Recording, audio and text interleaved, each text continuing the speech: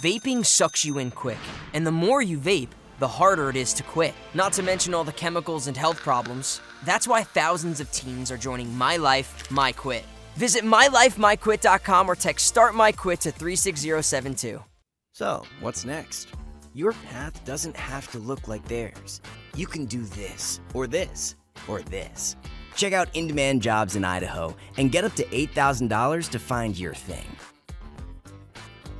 Wide Cooperative, we're here when you need us. For 100 years, we have been here to help you with food, fuel, and good old-fashioned advice. And for us, serving is more than a job, it's a way of life, which is why we pour so much into the communities around us. We've employed hundreds of your neighbors. We take pride in that, and in giving back millions in sponsorships, grants, donations, and scholarships. It's our way of saying thanks. We're Valleywide, and yesterday, today, and tomorrow, we're here for you. We do things differently in Idaho. Sometimes we go east to find west, where muddy trails meet huckleberry smiles. Stars shine electric, and the wind smells like destiny. Sure, our traffic jams are strange, And not all our steaks are ribeyes. but wherever we go, our eyes never leave the road. Belts strapped and dreams packed. No distractions, no phones, focused. From here to there, it's who we are.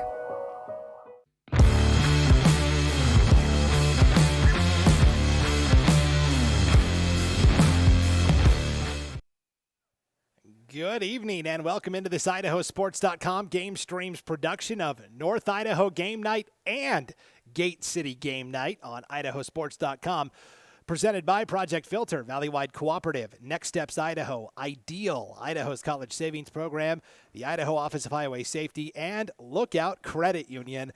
Welcome in. Nothing like a neutral site affair in Montana. It is the Sandpoint Bulldogs with a sparkling 4-0 start to the season, taking on the Pocatello Thunder.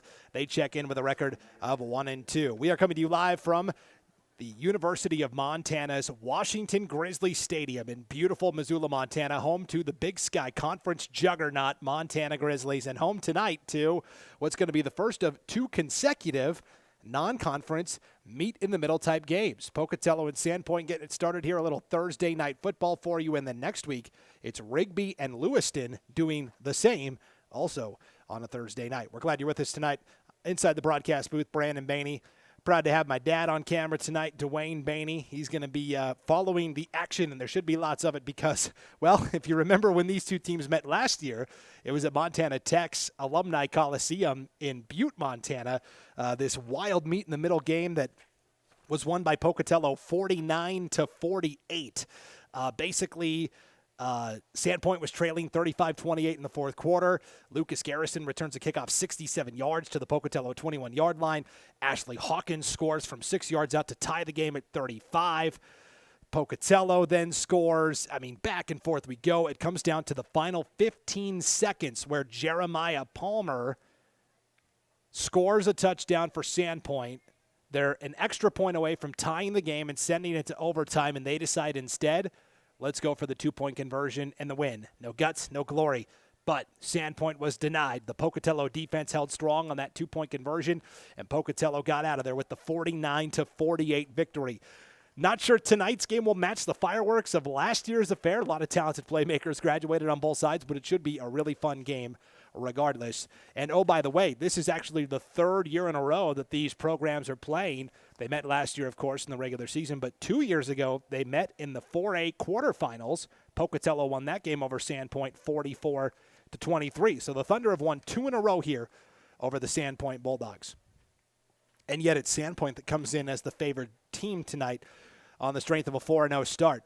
A couple of nail-biter wins. They went to Twin Falls and won in overtime, 28-27 in their season opener. Again, Twin Falls in overtime decided to go for the two-point conversion, didn't get it, so Sandpoint knows what it's like to lose a game basically on a two-point conversion and also win a game on a two-point conversion stop. They beat Teton 42-28, so they traveled to Twin Falls and to Teton their first two games of the season. You can't, they blew the entire travel budget in the first two games of the year. Then they won a very tight game over Post Falls, a 6A school, 34-31. And then last week, their third road game of 4 to start the season, so 3 of their first 4 were on the road. They traveled all the way to Yakima, Washington to play Davis High School, the Davis Pirates. They won that game 45-15, which is really kind of their most dominant win, a 30-point victory. But talking to head coach Ryan Knowles pregame today, he said basically, we left a lot of points on the field, actually. And so, yeah, we're playing well, but I'm still looking for that polished, finished product from Sandpoint tonight. So on the other side, Pocatello, they come in 1-2. They lost their season opener to Skyview 24-14. They followed that up with a 34-20 win over Idaho Falls. And then last week, a road game at Blackfoot that they lost 41-12.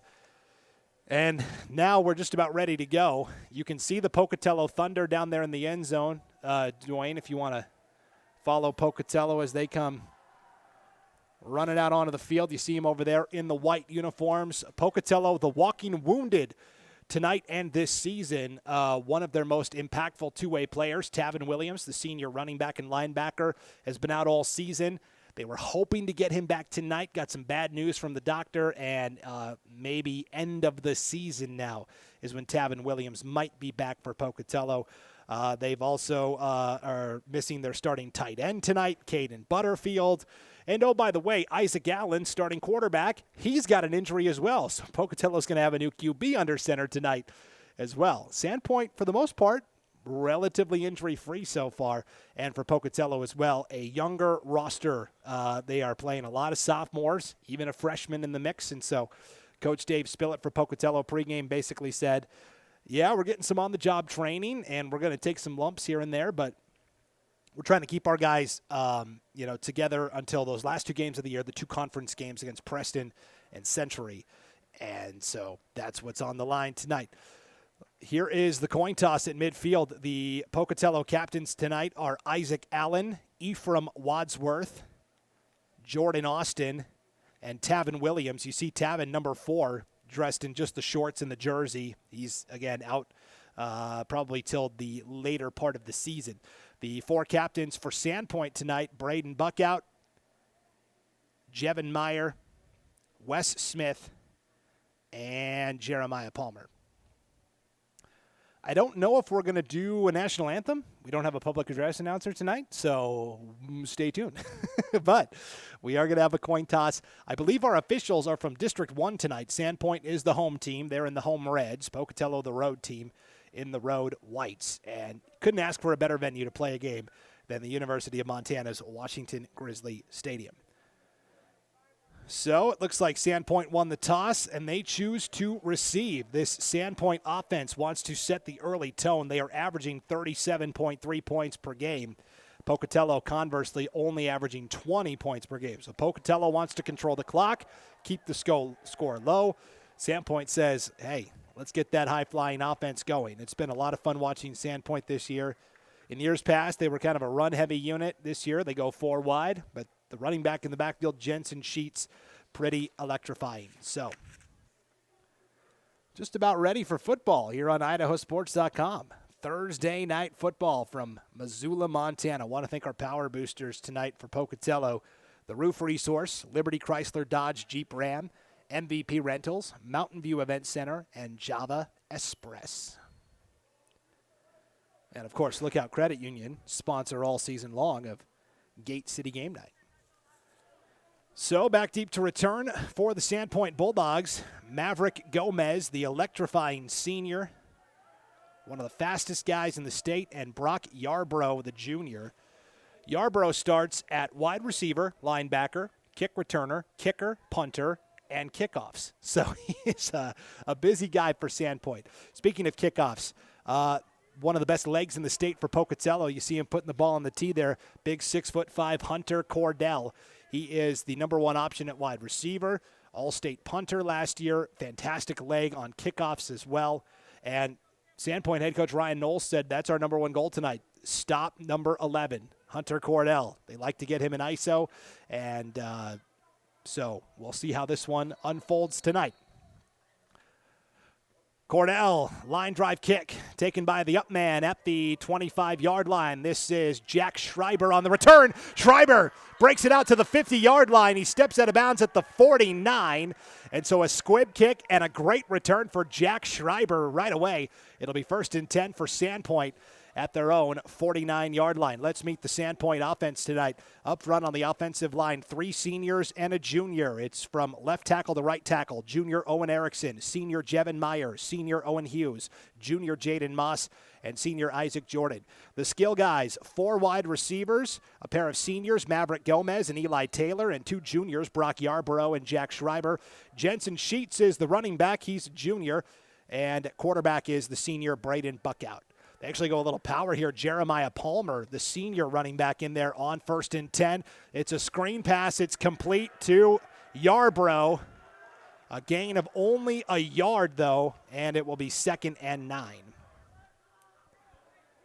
Buckout on the season, completing 65% of his passes for 924 yards, 8 touchdowns against 2 interceptions. Starts with a nice 1-yard completion there to Yarborough. 2nd down, Palmer up the middle, across the 50, out to the 45-yard line to make it 3rd down and 4. So a 5-yard run there from Jeremiah Palmer. And 3rd and 4 here for Sandpoint, and they're going to go up tempo. 3rd and 4, Buckout spins it. Now will take off on the draw, has room to run across the 40, and scampers his way to the 39-yard line. So nifty moving there, a gain of 7 and a 1st down for Sandpoint. And again, they want to set the tone offensively, running that up-tempo offense here. We are a minute into this game, into the 1st quarter here on IdahoSports.com. 1st and 10 for Sandpoint from the Pocatello 38-yard line. Again, QB draw up the middle, Buckout across the 35 and to the 33. A 5-yard run there for Braden Buckout.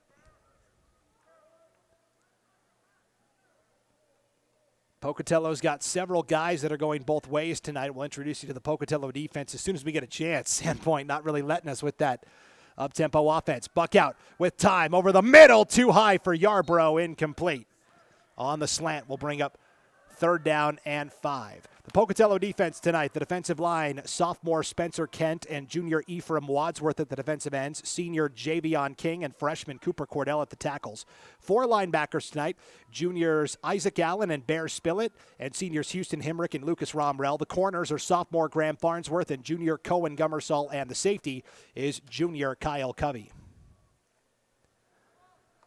3rd and 5 for Sandpoint. They fake to Palmer. Buckout up the middle, still going. Right at the 1st down marker. Picks up 6. A penalty flag comes in at the end. Could be a face mask. We'll have to wait and see here. 10:27 to play. Scoreless 1st quarter, but a good opening drive here for Sandpoint. And it does look like it's going to be against Pocatello. Personal foul, face mask. And being here at a Big Sky Conference Stadium, our referees are mic'd up tonight. That's a nice luxury to have. So a 6-yard run for Buckout, plus the 15-yard face mask penalty, half the distance to the goal. And it's 1st and 10 for Sandpoint from the Pocatello 16-yard line. Buckout with the hard count. Trying to get Pokey to jump. Now they'll sling it in the flat. Hurdles the defender and into the end zone for the Sandpoint touchdown. Maverick Gomez, and that's how quickly it can happen. 16 yards from Buckout to Gomez. And just like that, Sandpoint strikes first with 10:07 to play, 1st quarter. Gomez was the state 200 meters champion last spring at the Class 5A level. Now it's Brock Yarborough on for the extra point. Narrower field goal posts here at the college facility, but no problem there. So Sandpoint out to a 7-0 lead over Pocatello. 10:07 to play, 1st quarter. Back right after this, you're watching North Idaho Game Night and Gate City Game Night on IdahoSports.com.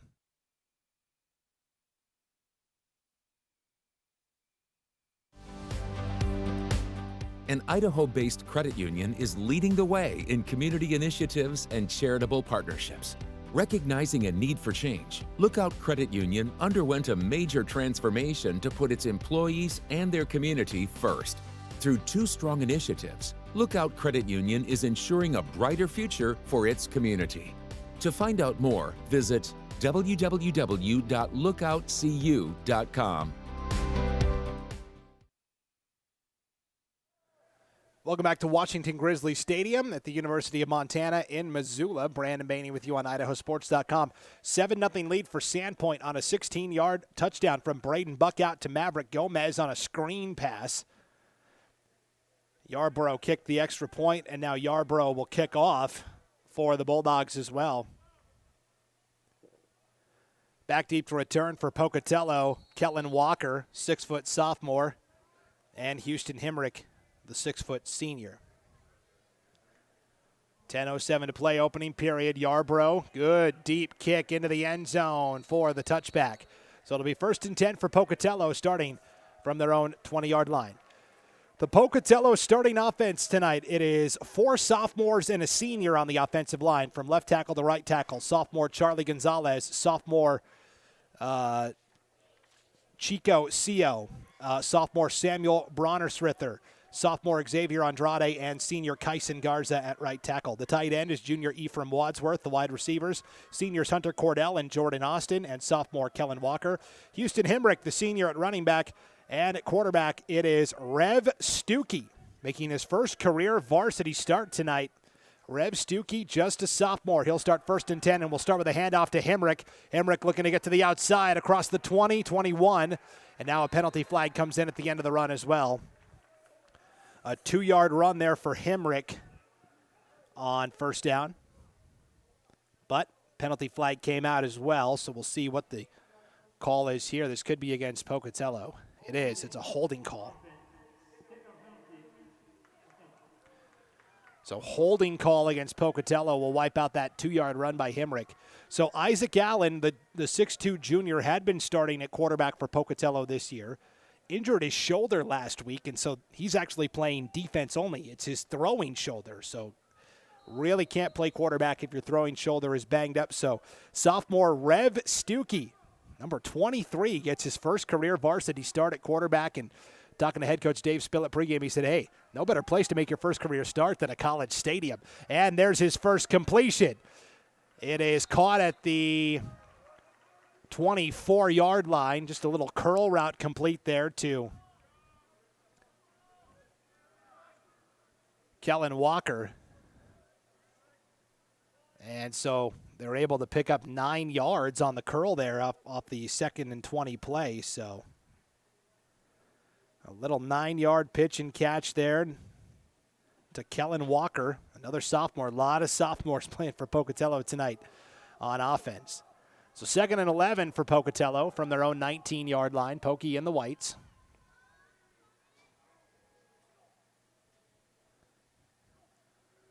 Stuckey, back to pass. 3-step drop over the middle's got a man open at the 35 and up to the 39-yard line. Little slant over the middle, complete to Ephraim Wadsworth, the tight end. And so from the 19 all the way up to the 40, that's a gain of 21 and a 1st down.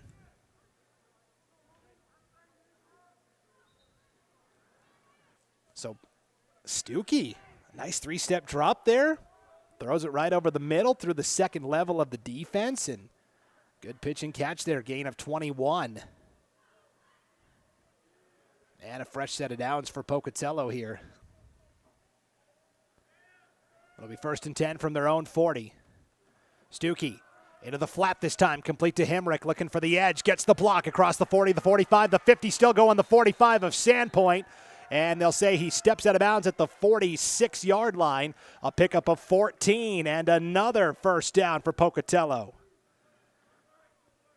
Talking to head coach Dave Spillett tonight, he said keys to the game for his unit. Mostly it was on the defensive side of the ball. Limit the big plays. Braden Buckout's probably the best quarterback we'll face all year from Sandpoint. But he said also, we want to move the ball and put points on the board because he knows to beat Sandpoint, you kind of have to match them score for score. 1st and 10 from the Sandpoint 46-yard line.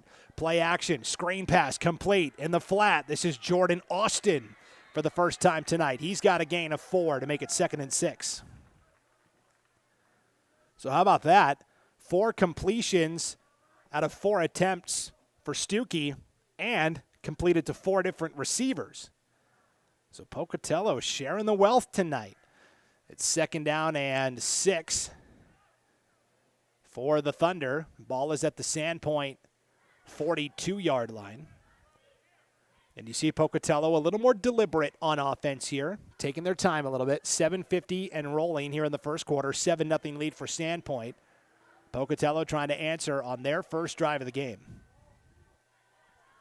Stuckey on 2nd and 6 throws the out route. That's caught by Hunter Cordell, the big 6'5 senior. And forward progress will get him out to the 37-yard line. He's going to be about a half a yard shy of the first down. And that's now 5 completed passes to 5 different receivers.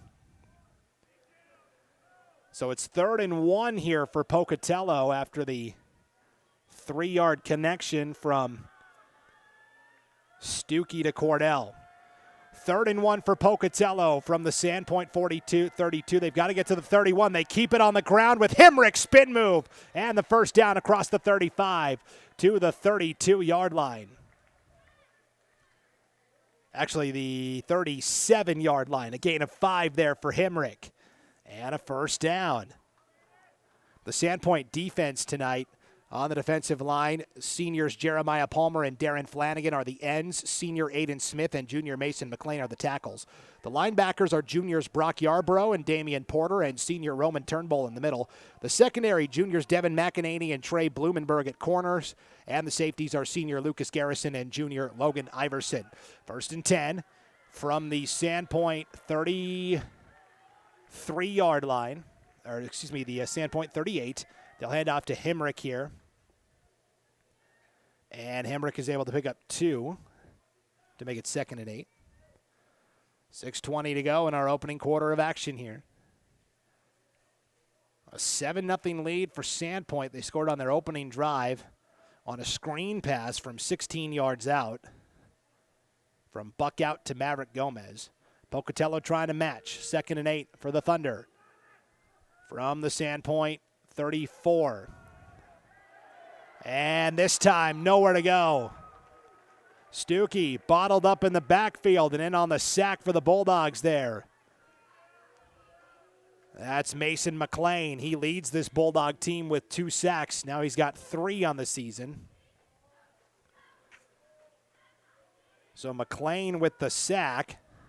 It's a loss of 3 for Stuckey. And it makes it 3rd and 11 for Pocatello. Stuckey, here comes the blitz. Hit as he throws downfield. That's picked at the 10-yard line. Intercepted by Sandpoint. On the return, still going, and finally rips it away. That is Devin McEnany on the interception. Boy, Stuckey was hit as he threw it. It floated and sailed, and McEnany intercepts it for Sandpoint. And so the Bulldog defense gets the stop there defensively and the takeaway. And the return by McEnany all the way out to the Pocatello 32-yard line where it'll be 1st and 10. Sandpoint brought the blitz that time. And again, Stuckey making his first career start tonight. Just a sophomore in place of the injured Isaac Allen.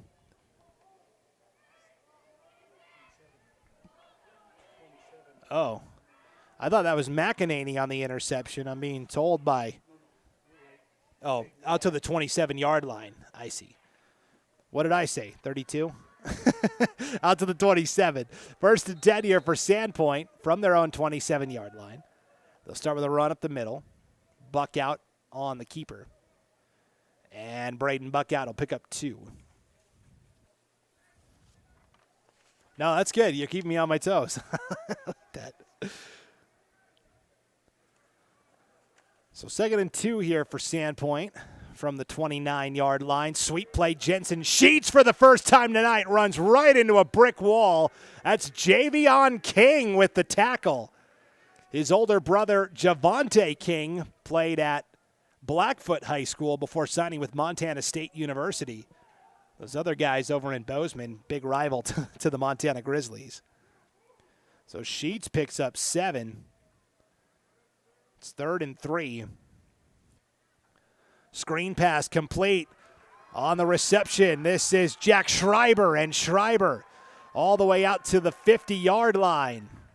A gain of 13 and a first down.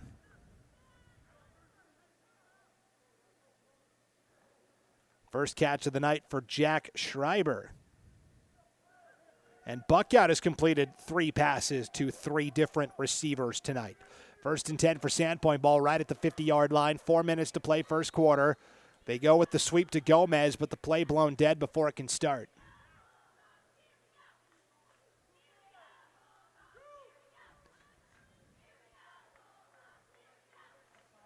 It's encroachment or offsides on the Pocatello defense.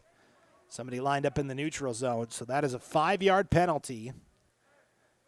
And it's 1st and 5 for Sandpoint now at the Pocatello 45-yard line.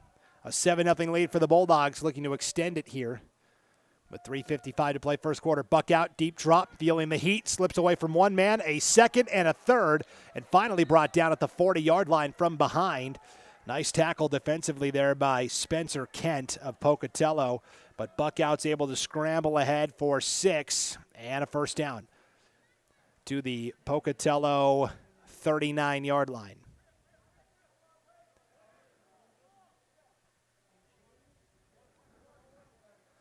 Yarbrough lined up as a extra blocker in the backfield this time. Penalty flag again. They go to Sheets for the moment, a 2-yard gain, but we'll see what the call is here. This is going to be a legal shift on Yarbrough, so that'll move it back 5 yards. 3:31 to play first quarter, 7-0 lead for Sandpoint. It's now 1st and 15 for the Bulldogs from the Pocatello 44-yard line. Buck out with 4 wide. Sheets, the tailback on his right hip. Yarbrough, the man in motion. Pocatello showing blitz. Buck out keeps it right up the middle through 1 tackle. Another flag coming in at the end of the run. For the moment, across the 40 to the 38-yard line, actually the 37. So for the moment, a gain of 8 on the run by Buckout. But again, flag came in at the end here. Another personal foul face mask against Pocatello. So that'll be a 15-yard penalty tacked on to the 8-yard run by Buckout. So that's already the 6th rushing attempt for Braden Buckout tonight. Each of the running backs, Palmer and Sheets, have carried it once for 5 yards each. That was another thing Coach Spillett indicated in pregame. We got to stop the QB run. He said Buckout's probably going to be the best gunslinger we'll face this year. 3:10 to play, opening quarter, 1st and 10 for Sandpoint. Ball is at the Pocatello 22. They go to Sheets inside the 15, down to the 10-yard line. Jensen Sheets, gain of 12 and a first down. And it will be 1st and goal for the Bulldogs with 3 minutes to play in our opening quarter. Actually down to the 9-yard line they'll mark it. So a gain of 13 for Jensen Sheets there.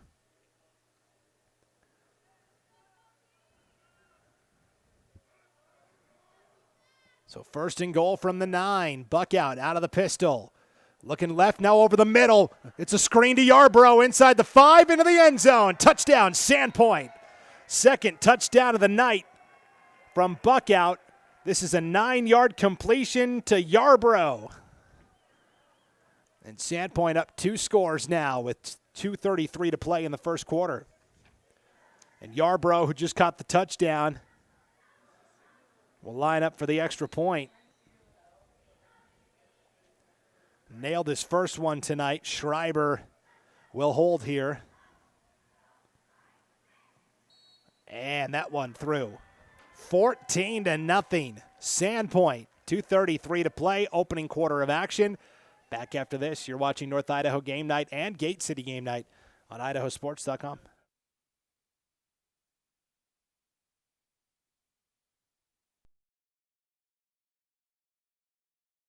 When it's time to get health insurance, Your Health Idaho is the place to go.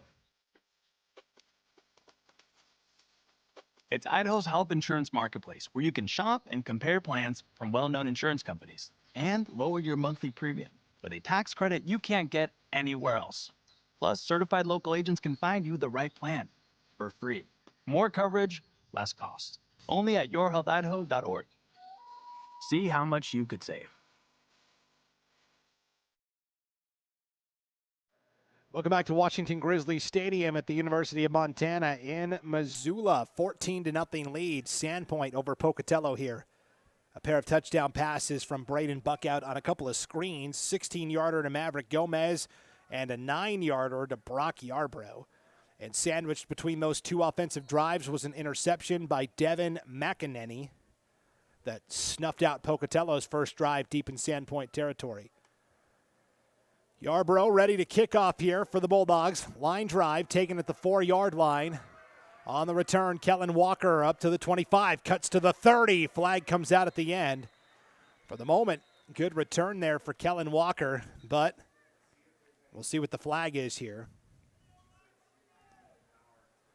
5th game of the season for Sandpoint. 4th game of the year for Pocatello.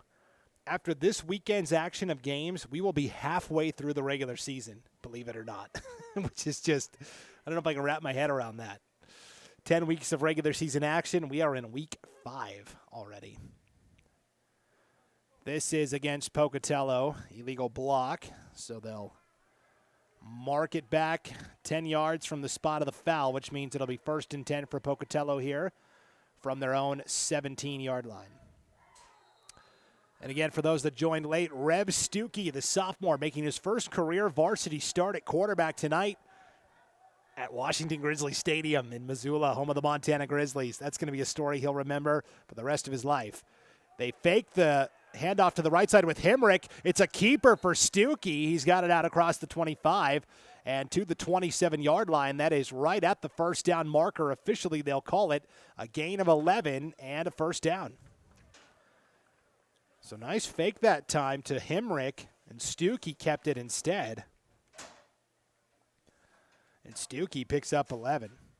So 1st and 10 for Pocatello from their own 28-yard line. A minute 55 and rolling here in our first quarter, a 14-0 lead for Sandpoint. 3 wide this time for Pokey. 2 to the bottom of your screen. They'll give to Hemrick, and Hemrick swallowed up in the backfield. Great penetration by Darren Flanagan, the senior defensive end for Sandpoint. Hemrick had nowhere to go except backwards. That is a loss of 3 to make it 2nd and 13. Flanagan charged through the line that time. That's actually a loss of 4. Well, no, we'll call it 3. 'Tis the season.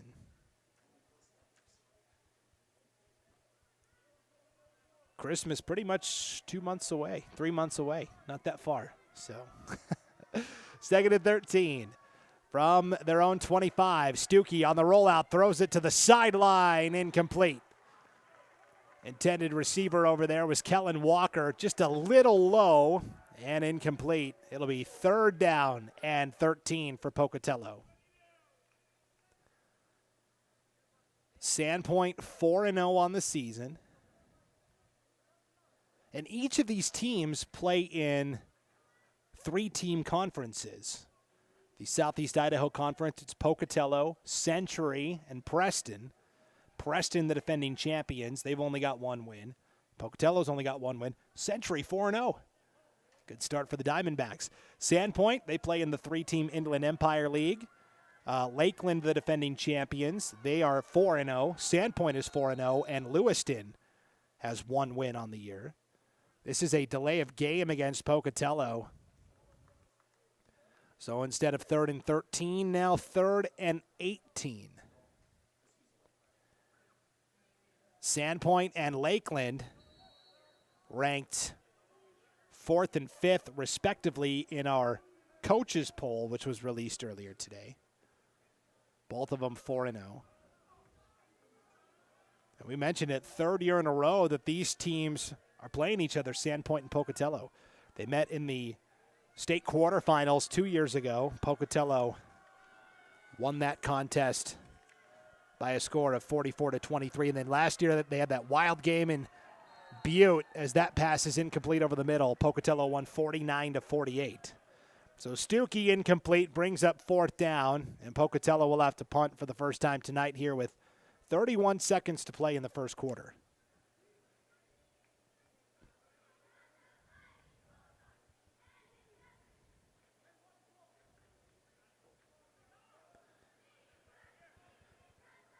Hunter Cordell, all-state punter last year, will come on to boot it away. Lucas Garrison back deep to return. Good high kick.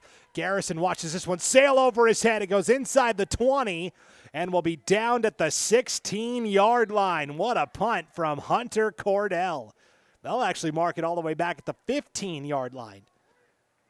So he punted that from, what about his own 10, his own 15, and then it rolled to the opposite 15-yard line. So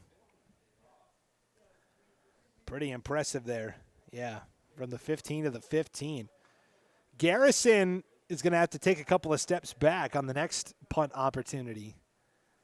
It just went over his head, and then it rolled all the way to the 15-yard line, where it'll be 1st and 10 here for the Bulldogs.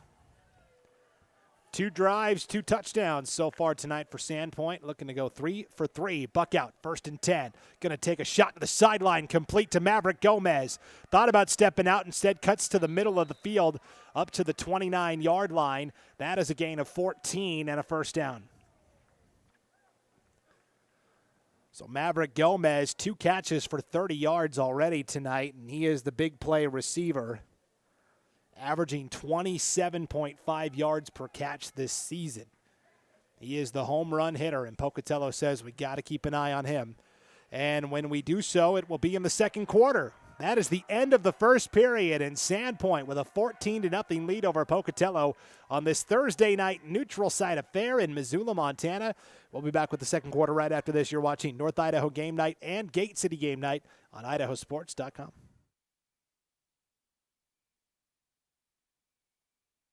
I love Lookout's campus branch. The vibe and the service. But with digital banking, it all comes to me. My customizable dashboard provides all my information. Accounts, cards. Anything else? I'm good. Bill pay, even my credit score. Gotta go. I mean, you gotta go download this app and upload convenience today.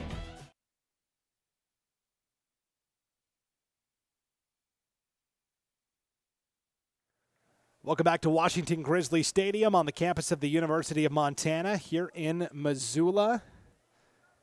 Beautiful backdrop. You've got the mountains literally just beyond the football stadium here. We'll show that to you at halftime maybe. We'll show you some of the scenery and stuff. Right now, though, Sandpoint says, hey, we're putting on some pretty good scenery too. 1st and 10 for the Bulldogs here. From their own 29-yard line, buck out will go to Gomez on the fly sweep, and he is wrapped up in the backfield. That's Graham Farnsworth, the sophomore cornerback, coming up to make the tackle. Good recognition there by Farnsworth. And it's a loss of 3 on the carry there by Gomez.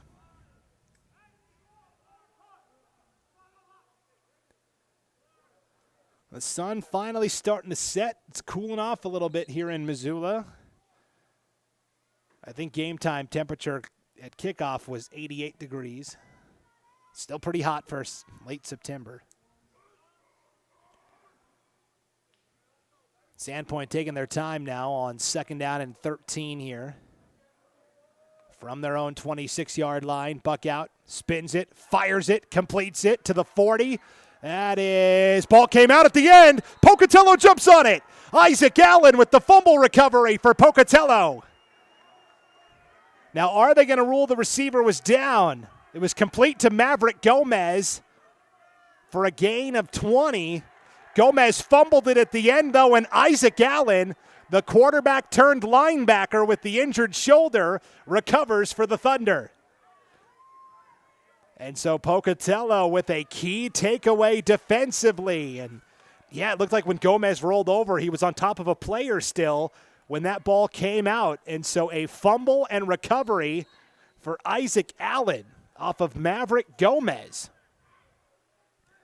So we talked about it. Isaac Allen, who had been Pocatello's quarterback this year, injured his shoulder last week, his throwing shoulder. So they said, well, we're going to plug you in at linebacker. You can still help out the team that way. And meanwhile, it's sophomore Rev Stuckey back in at quarterback. He drops the snap, though. Stuckey in trouble, and he loses it. It's a loose ball and recovered by Jeremiah Palmer. A strip sack, fumble recovery, and Sandpoint gets it right back. Jeremiah Palmer. Turnabout fair play.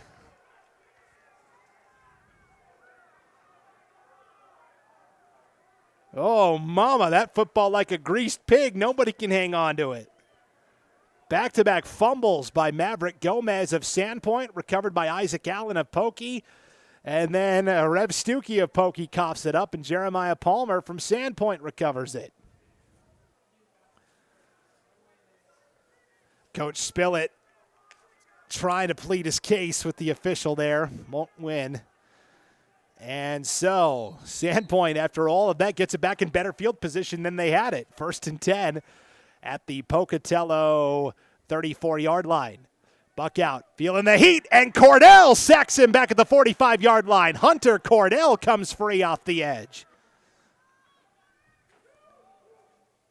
So Hunter Cordell, the 6'5 senior. That is a loss of 9 on the sack there for Buck out. And that makes it 2nd and 19 here for the Bulldogs from the Pocatello 44-yard line. Buck out, feeling the heat. We'll just take off and run up the middle across the 40 and brought down at the 37-yard line.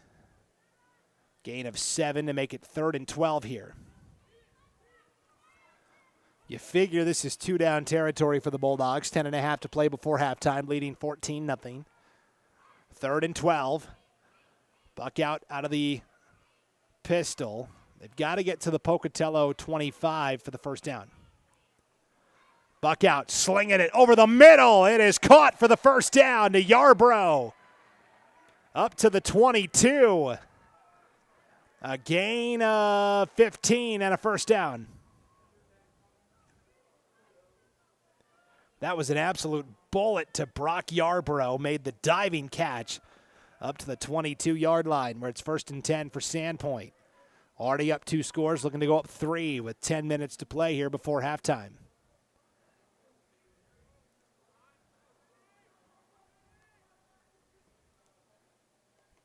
Buck out. Fakes to Sheets and keeps it. Now runs into Sheets and now is using him like a blocking dummy. Will take it up to the 16-yard line. Gain of 6 there on first down for Buck out to make it 2nd and 4. Thought about giving it up to Sheets on the option. Kept it and then ran into Sheets a couple of times. Quickly, they go up the middle. Sheets does get the call this time. And everybody, you can hear that, those Sandpoint fans, Sheets, every time he runs the ball. Sheets is awfully close to that first down marker. I think he got enough. He needed 4 and got 5. So it is 1st and 10 for Sandpoint from the Pocatello 11. 8:50 and counting here before halftime. They give to Sheets again up the middle. Not much doing that time. In on the tackle for Pokey was Chico Sio. Chico Sio moved to Pocatello from Samoa this summer. Coach Spillett was pretty excited about his potential, and you see why. Just a sophomore, 6'4", 270. Already a stout presence in there on both lines. Palmer going to take it this time. Jeremiah Palmer, again, right into the teeth of that Pocatello defense. Down to about the 7-yard line. So back-to-back 2-yard runs there by Sheets and Palmer. And it's going to be 3rd down and 5 here for Sandpoint.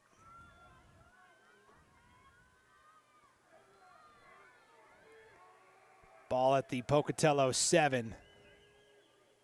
Under center, they go to Sheets, lowering the shoulder. Did he cross the plane? Yes, he did. Touchdown, Sandpoint, 7-yard run for Sheets. And again, you hear all the Bulldogs, Sheets. So Jensen Sheets scores from 7 yards out. And Yarbrough on again for his third extra point attempt of the night. He's 2 for 2 so far. That one through. 21-0. Sandpoint here over Pocatello. 7:49 to play here before halftime, and we're back right after this. You're watching North Idaho Game Night and Gate City Game Night on IdahoSports.com.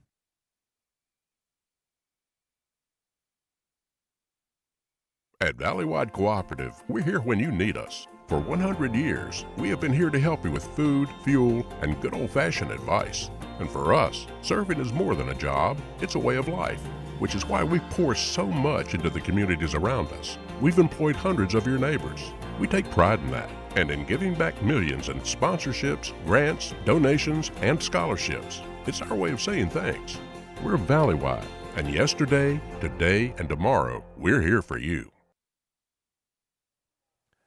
Back at the University of Montana in Missoula, Washington Grizzlies Stadium, and it's a 21-0 lead here for Sandpoint over Pocatello with 7:49 to play here before halftime. Jensen Sheets, a 7-yard touchdown run. And now Brock Yarbrough to kick it away again for the Bulldogs. Line drive will be taken at the 1-yard line here by Walker. Up the sideline to the 25-yard line where it'll be 1st and 10. Just about got that into the end zone for the touchback, but Kellen Walker, a good return from the 1. And now Pocatello down 3 scores here, 21-0. And 7:41 to play before halftime. Pocatello does get the ball to start the second half, so they can score here, get a stop. You know, they'll be right back in it potentially. 1st and 10. Stuckey out of the shotgun, gives to Hemrick off the left side, and Hemrick fights his way forward for 3.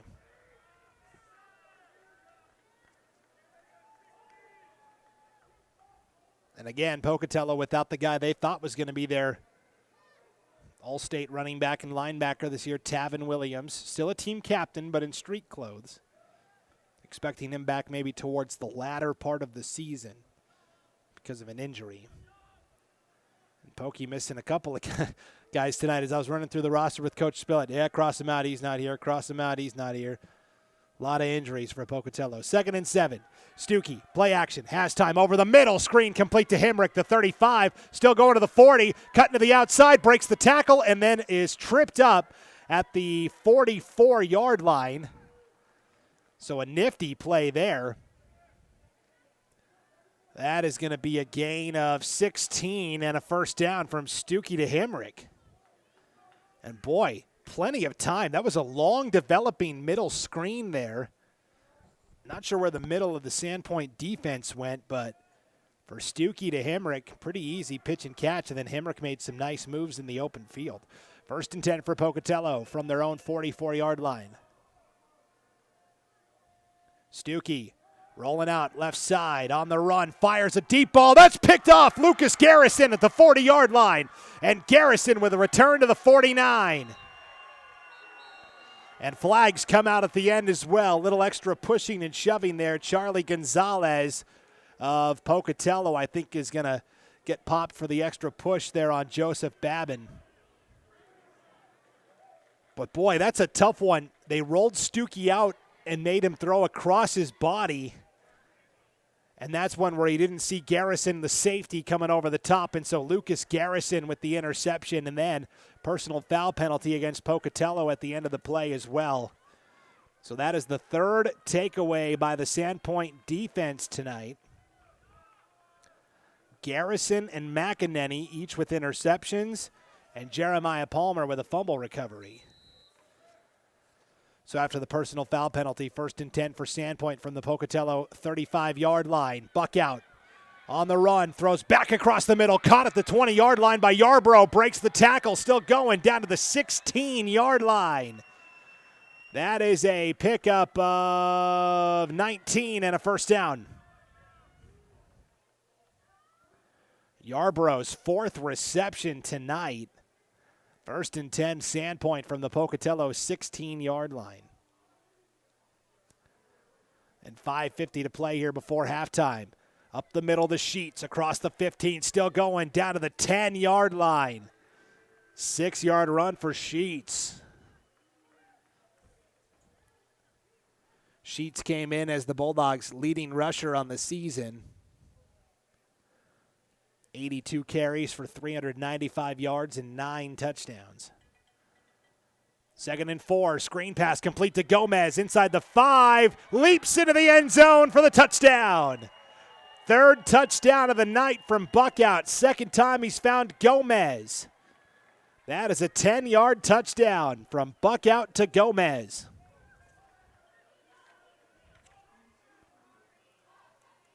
$27-0 Sandpoint.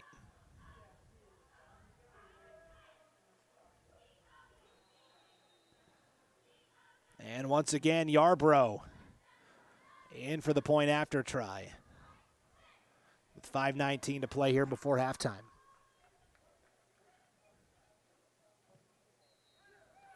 Perfect.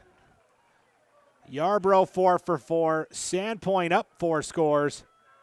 28-0 with 5:19 to play here before halftime. We'll be back with the kickoff right after this. You're watching North Idaho Game Night and Gate City Game Night on IdahoSports.com.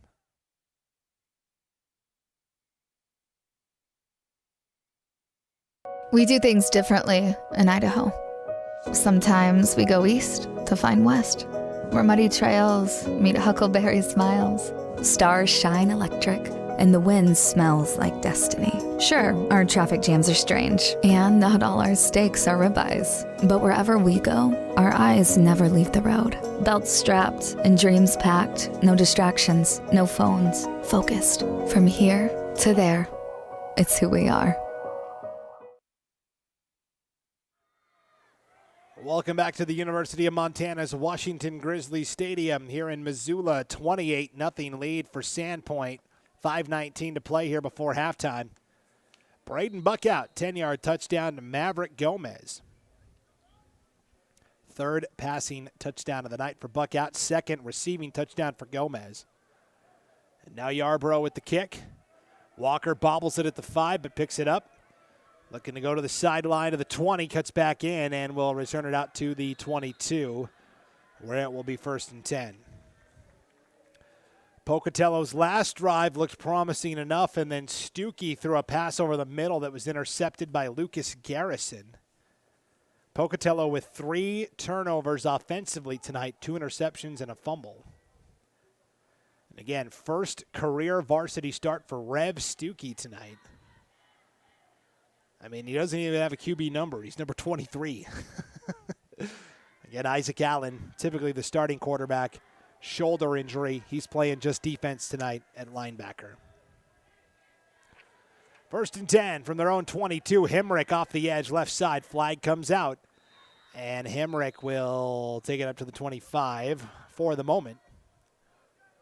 And remember, this is a young Pocatello team. 4 of the 5 starters on the offensive line are sophomores. Stuckey is a sophomore. Kellen Walker at wide receiver is a sophomore. So that's 6 of the 11, more than half of the starters on offense are sophomores. Holding call there against Pocatello. We'll move it back to the 12. Talking to Coach Dave Spill at pregame tonight, and he said, it's been a long time since we were this young and having to, throw guys into the fire. So 4:40 and counting before halftime here, 1st and 20 for the Thunder. Stuckey on the rollout, completes it in the flat to the 15 and up to the 17-yard line. Kyle Covey, the junior, first catch of the night.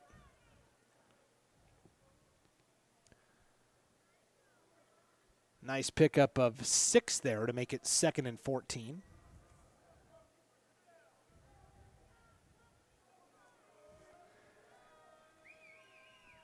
From the 17, Stuckey over the middle, complete to Hemrick to the 20. Stiff arm to the 25, still go on the 30, lowers the shoulder, and finally out of bounds at the 34-yard line. That's a gain of 17 and a first down. Nice job by Hemrick. He is the leading receiver for Pocatello tonight, 3 catches for 47 yards. 1st and 10 for Pocatello from their own 34, 3:45 and counting here before halftime. Pocatello just trying to get on the board here before the halftime break. Stuckey with 3 receivers to the top of your screen. They throw it to Cordell. It's going to be a wide receiver pass. Has a man. It's caught at the 30, the 20, the 10, the 5. Into the end zone for the Pocatello touchdown.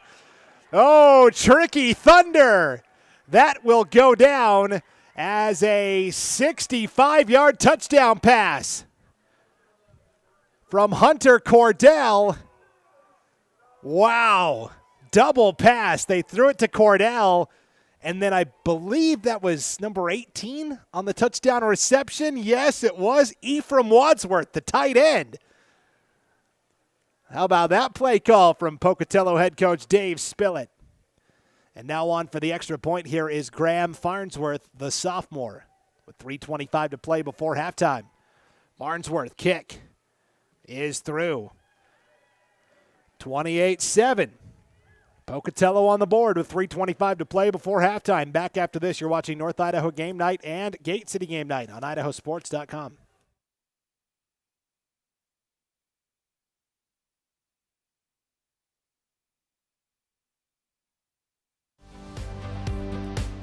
An Idaho-based credit union is leading the way in community initiatives and charitable partnerships. Recognizing a need for change, Lookout Credit Union underwent a major transformation to put its employees and their community first. Through 2 strong initiatives, Lookout Credit Union is ensuring a brighter future for its community. To find out more, visit www.lookoutcu.com.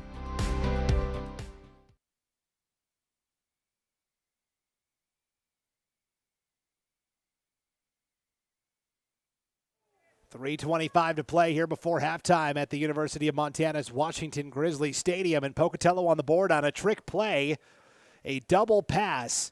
It was Stuckey throwing it to Hunter Cordell, and then Cordell launching it 64 yards down the field to Ephraim Wadsworth. And now here comes the onside kick from Pocatello. Sandpoint was ready for it. You could hear their coaches from the sidelines yelling, "Watch for the onside kick." And Carson Resso able to fall on top of it for the Bulldogs here. So it'll be 1st and 10 for Sandpoint with the ball right at midfield from their own 49. Sometimes that's what you got to do as a team. If you've been moving the ball well, but there's no points, you go to the trick play, a little double pass, and boy, Cordell put just enough on it. Wadsworth had to stretch out off the fingertips to make that catch. And then great job outrunning a defender and breaking a tackle to take it all the way. 64-yard touchdown pass from Cordell to Wadsworth. And now Pocatello needs a stop defensively with 3:21 to go here before halftime. And meanwhile for Sandpoint, only 1 drive has been unsuccessful tonight. Timeout taken here by Sandpoint. They've had 5 possessions, 4 have ended in touchdowns. They also had the fumble by Jensen Sheets that was recovered by Isaac Allen. Or by Gomez, that was recovered by Isaac Allen. So, well, do you have what it takes to be a power booster for your school on IdahoSports.com? Power boosters are a great way for you and your business to be seen by tens of thousands, even hundreds of thousands of current and potential clients and customers. And the best part, it's 100% tax deductible. Email sales@IdahoSports.com to find out more about how you can become a power booster on IdahoSports.com. When you become a power booster, your business gets a banner prominently displayed on every sports page for your school of choice. So for Pocatello, it would be football, basketball, volleyball, soccer, all the sports. Sales at IdahoSports.com. Buck out of the timeout. Delivers a strike to Yarbrough. Inside the 20, inside the 10, into the end zone. Touchdown, Sandpoint. Out of the timeout, a 51-yard touchdown from Buck out to Yarbrough. And a flag comes out at the end for excessive celebration. Yarbrough says, all right, I still get the touchdown, though. Well, they haven't put the points on the board yet. I believe this is going to be after the penalty, or after the play. Unsportsmanlike conduct against Sandpoint here. They're going to get Yarbrough for the celebration. 51-yard touchdown pass to Yarbrough, his second of the night. And now he's on for the point after kick as well. 34-7, Sandpoint. 3:11 to play here before halftime. So Sandpoint had to take a timeout. End up drawing up a pretty good play. And now Pocatello flagged for. Maybe that flag was on Pocatello. They just moved it half the distance to the goal. We'll see. Yeah, it was on Pocatello. So unsportsmanlike conduct penalty against the Thunder. Oh, no, encroachment against Pocatello. Yeah, offsides. Okay, they lined up offsides, and now they did it again. Pocatello keeps lining up in the neutral zone. Another half the distance to the goal.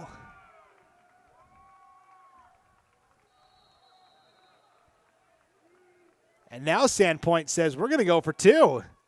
With the ball at the half-yard line, why not?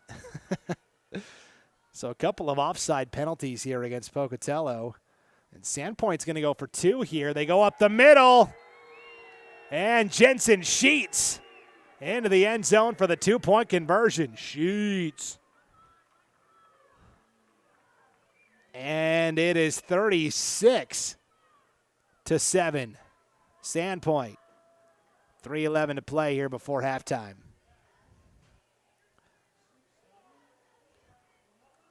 And with that, we'll take another break. You're watching North Idaho Game Night and Gate City Game Night on IdahoSports.com.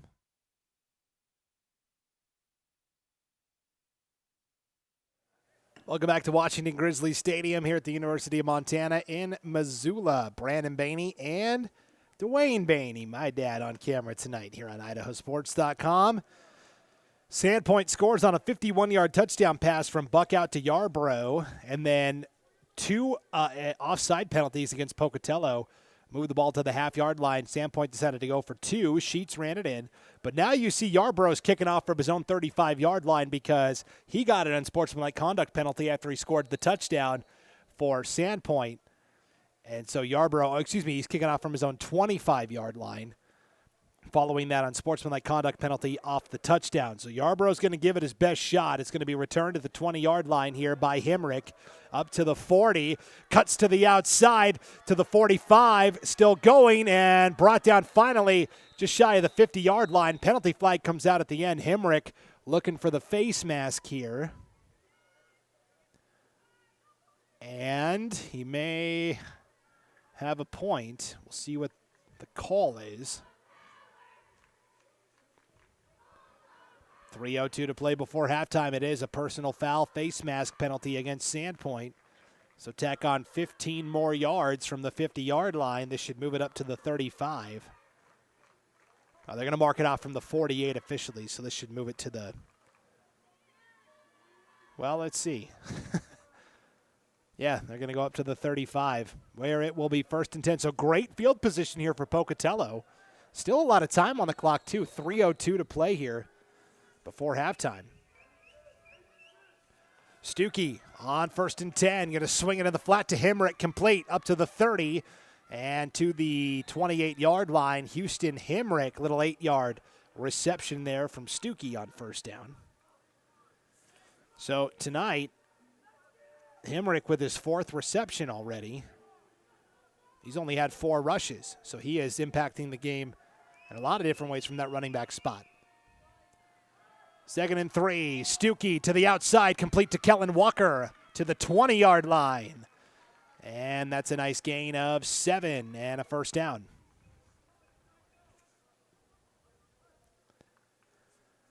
Kellen Walker's second grab tonight. 1st and 10 for Pocatello at the Sandpoint 20. You can see Stuckey, as he's settled in, is starting to get a little more comfortable out there, making his first career varsity start at quarterback tonight.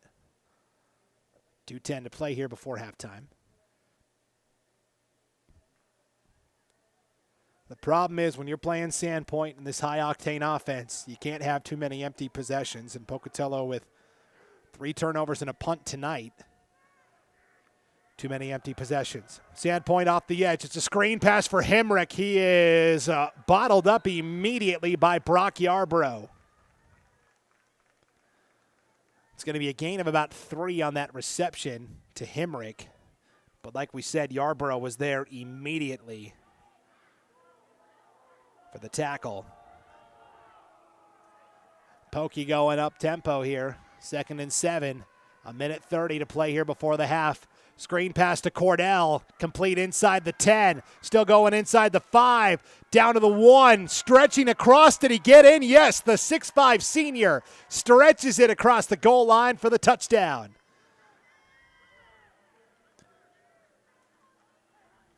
So Pocatello on the board for the second time tonight. That is going to be a 17-yard touchdown from Stuckey to Cordell. So Cordell has thrown a touchdown, and now he's caught a touchdown. And it looks like Pocatello is going to keep the offense out there to try and go for 2.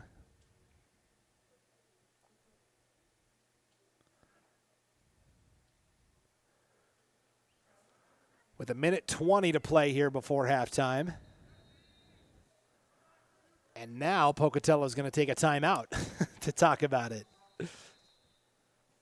So while we've got a moment, did you know that you can make the memories last a lifetime by owning the digital game file of this game for just $15? It's pretty easy as you're watching this game tonight on IdahoSports.com and you're like, hey, I'm a Sandpoint parent or I'm a Pocatello parent and I wasn't able to make it up here to Missoula. But what a cool gift this would be for my favorite son, nephew, grandson, etc. You could get a digital copy of this game. So as you're watching the game tonight on your player, all you have to do is click the digital download button at the top of your video player page. And that'll give you all the information you need. Just $15 and you own the copy of the game forever. Makes a great gift. So 1:20 to go here before halftime. The sun is completely set, and you can see the big league lights here at the University of Montana. I remember, I grew up in Missoula, and I remember when I was in high school, 2006, Montana hosted the University of Massachusetts in a semifinal game to go to the national championship. It was on ESPN. They didn't have lights, so ESPN had to bring in their own portable lights to play it on a Friday night.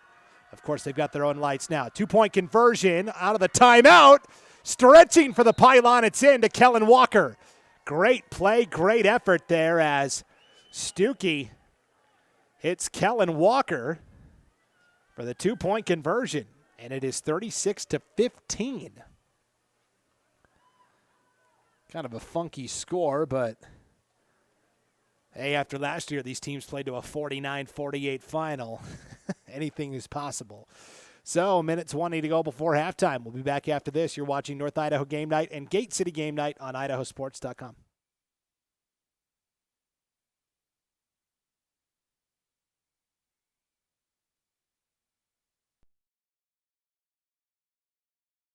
When it's time to get health insurance, Your Health Idaho is the place to go. It's Idaho's health insurance marketplace where you can shop and compare plans from well-known insurance companies and lower your monthly premium with a tax credit you can't get anywhere else. Plus, certified local agents can find you the right plan for free. More coverage, less cost. Only at yourhealthidaho.org. See how much you could save. Back in Missoula, here is the kickoff from Hunter Cordell. It's a squibber that will just roll out of bounds at the 20-yard line. Boy, I thought that was going to stay in for a moment. Kind of like in baseball when you drop a bunt and it never quite rolls foul. But it does spin out at the last moment, so that's going to be an illegal procedure penalty against Pocatello. So Sandpoint will take it up to the 35-yard line,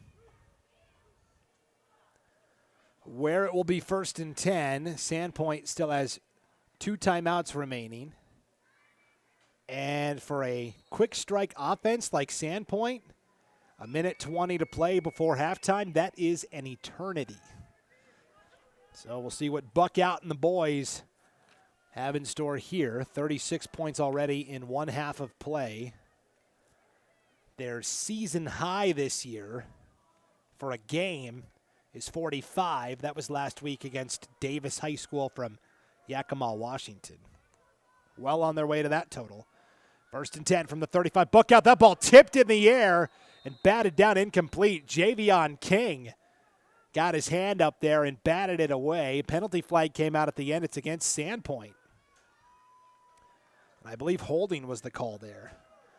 So Javion King, younger brother of Javante King, former Blackfoot High standout, and then he committed to Montana State University. Javion not quite as tall as, Javante was 6'4", 6'5". Javion's only 6 foot, but 225, a junior. Good player in there at defensive tackle. So 1st and 20. They'll hand off to Sheets up to the 35-yard line. Still going. And brought down at the 39-yard line. So on 1st and 20, Sheets is able to rumble off 14 yards to make it 2nd and 6. With a minute to play before halftime, and Sandpoint will hurry up here. 2nd down and 6 for the Bulldogs. They'll go up the middle with Sheets again, and he is right at the 1st down marker. Needed 6, got 6 to the 45. The clock will stop with 47 seconds to play here before halftime. So 2 runs by Sheets for 20 yards. Wiped out all that penalty yardage, and it is 1st and 10 for Sandpoint. Still with 2 timeouts in their back pocket. 40 seconds and rolling here before halftime from their own 45-yard line. Buckout out of the pistol. Back to pass, has time, pump fake. Now we'll roll out to the right side and we'll just throw it out of bounds, incomplete.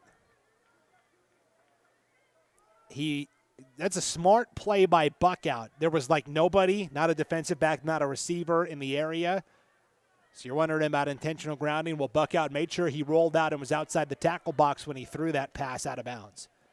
So incomplete pass there for Buckout. And now only 24 seconds to go before halftime. Sandpoint still with 2 timeouts. 2nd and 10 for the Bulldogs from their own 45-yard line. Buckout over the middle. Yarbrough has it at the 30 and a 1st down. 25-yard dart to Yarbrough. Sandpoint will hustle to the line and take their 2nd timeout here with 16 seconds to play before halftime. Again, zip that over the middle to Yarbrough. He's got 6 grabs in this 1st half.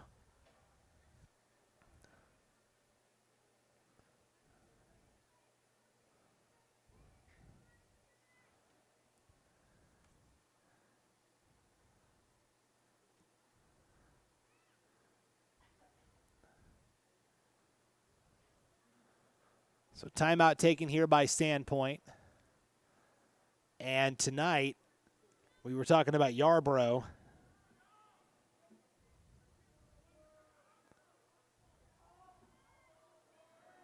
Six grabs for 120 yards.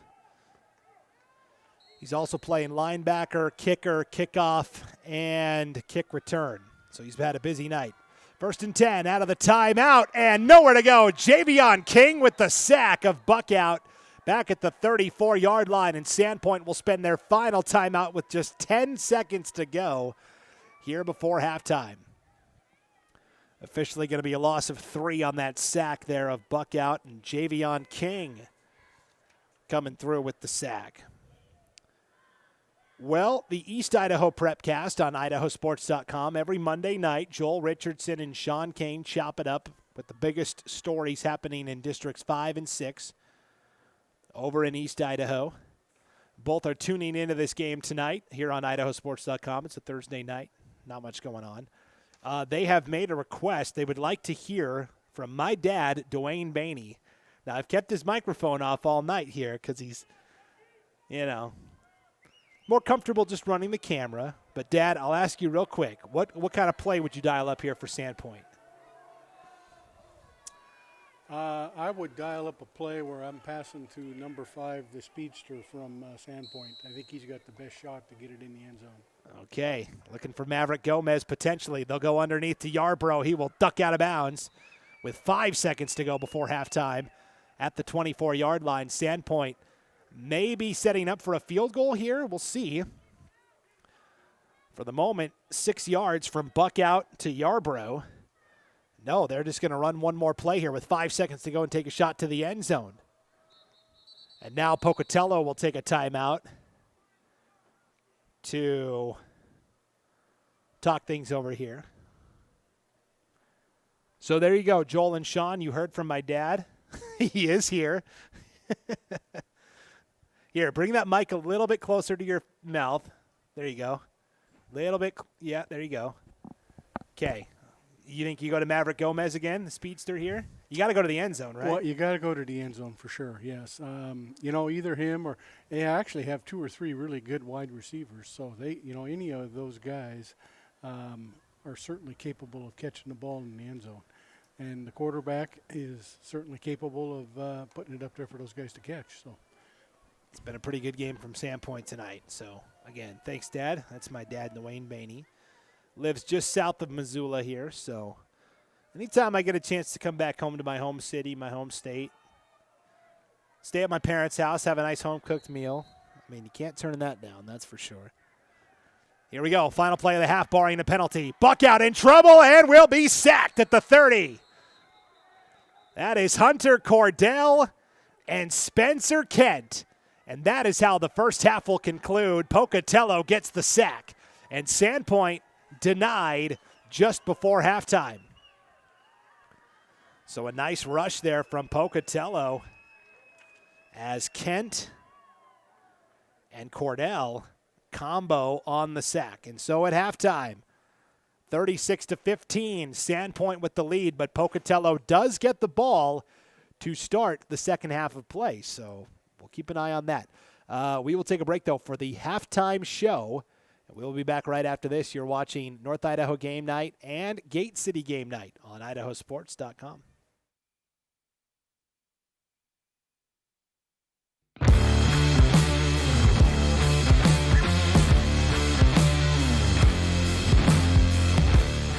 Vaping sucks you in quick, and the more you vape, the harder it is to quit. Not to mention all the chemicals and health problems. That's why thousands of teens are joining My Life, My Quit. Visit mylifemyquit.com or text Start My Quit to 36072. As Idahoans, we're not afraid to take risks.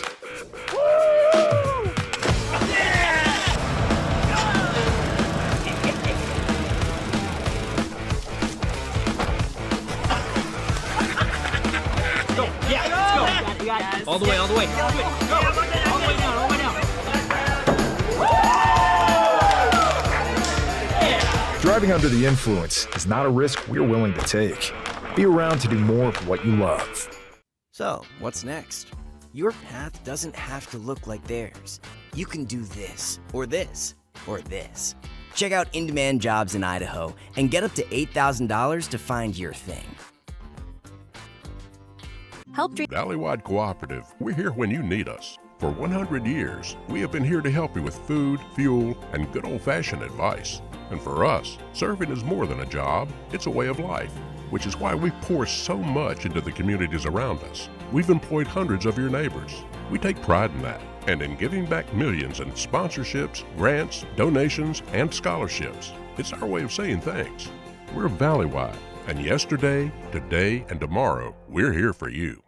We do things differently in Idaho. Sometimes we go east to find west, where muddy trails meet huckleberry smiles. Stars shine electric, and the wind smells like destiny. Sure, our traffic jams are strange, and not all our steaks are ribeyes. But wherever we go, our eyes never leave the road. Belts strapped and dreams packed, no distractions, no phones, focused.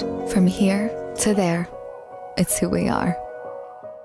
We're Valley-wide Cooperative. For 100 years, we've been your first choice for residential and commercial propane, fuels, oils, and lubricants. We service HVAC, install water heaters, propane tanks, and accessories. And yes, we'll even deliver right where you need it. Because for us, serving is more than a job, it's a way of life. We are proud to employ your neighbors and to be a cornerstone of your community. We're Valley-wide. Yesterday, today, and tomorrow. We're here for you. Once again, we have contributed to your ideal college savings program. Love, Grandma and Grandpa. Ideal.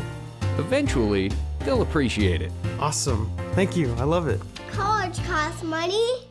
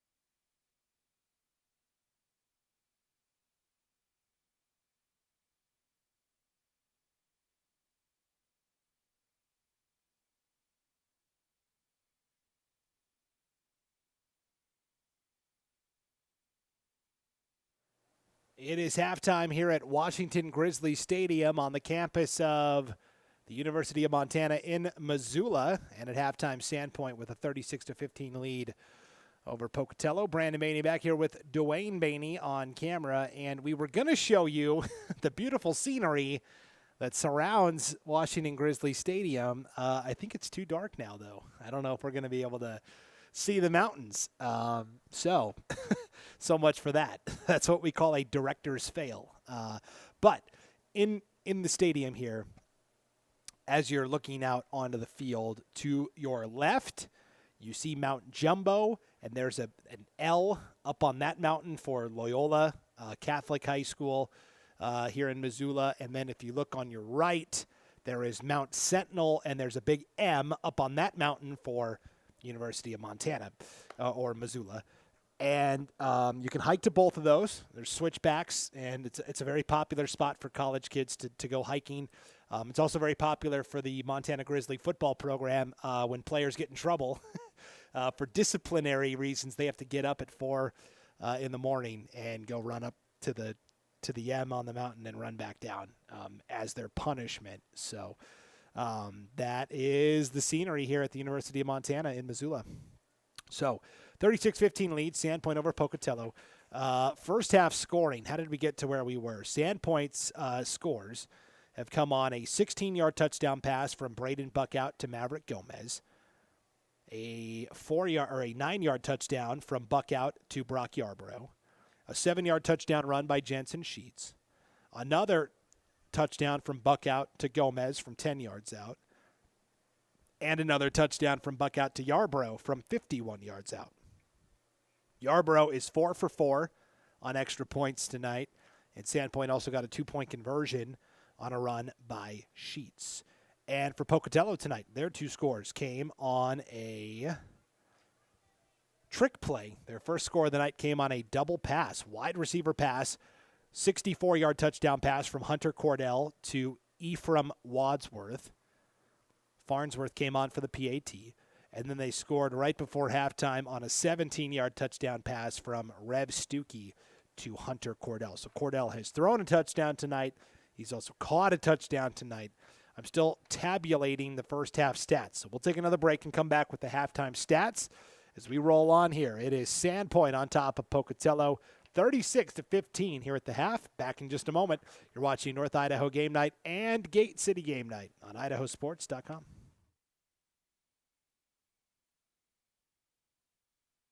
Help dreams come true.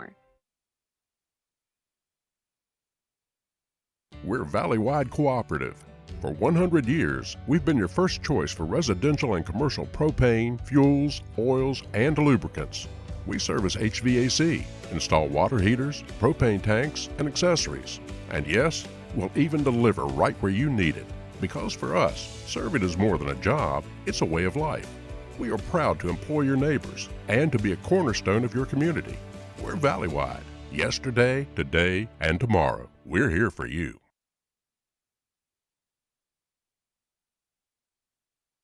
We do things differently in Idaho. Sometimes we go east to find west, where muddy trails meet huckleberry smiles. Stars shine electric, and the wind smells like destiny. Sure, our traffic jams are strange, and not all our steaks are ribeyes. But wherever we go, our eyes never leave the road. Belts strapped and dreams packed, no distractions, no phones, focused. From here to there, it's who we are.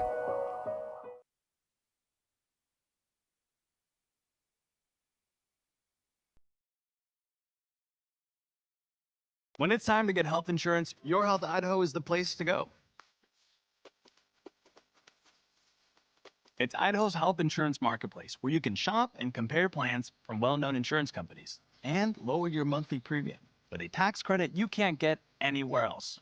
Plus, certified local agents can find you the right plan for free. More coverage, less cost. Only at yourhealthidaho.org. See how much you could save.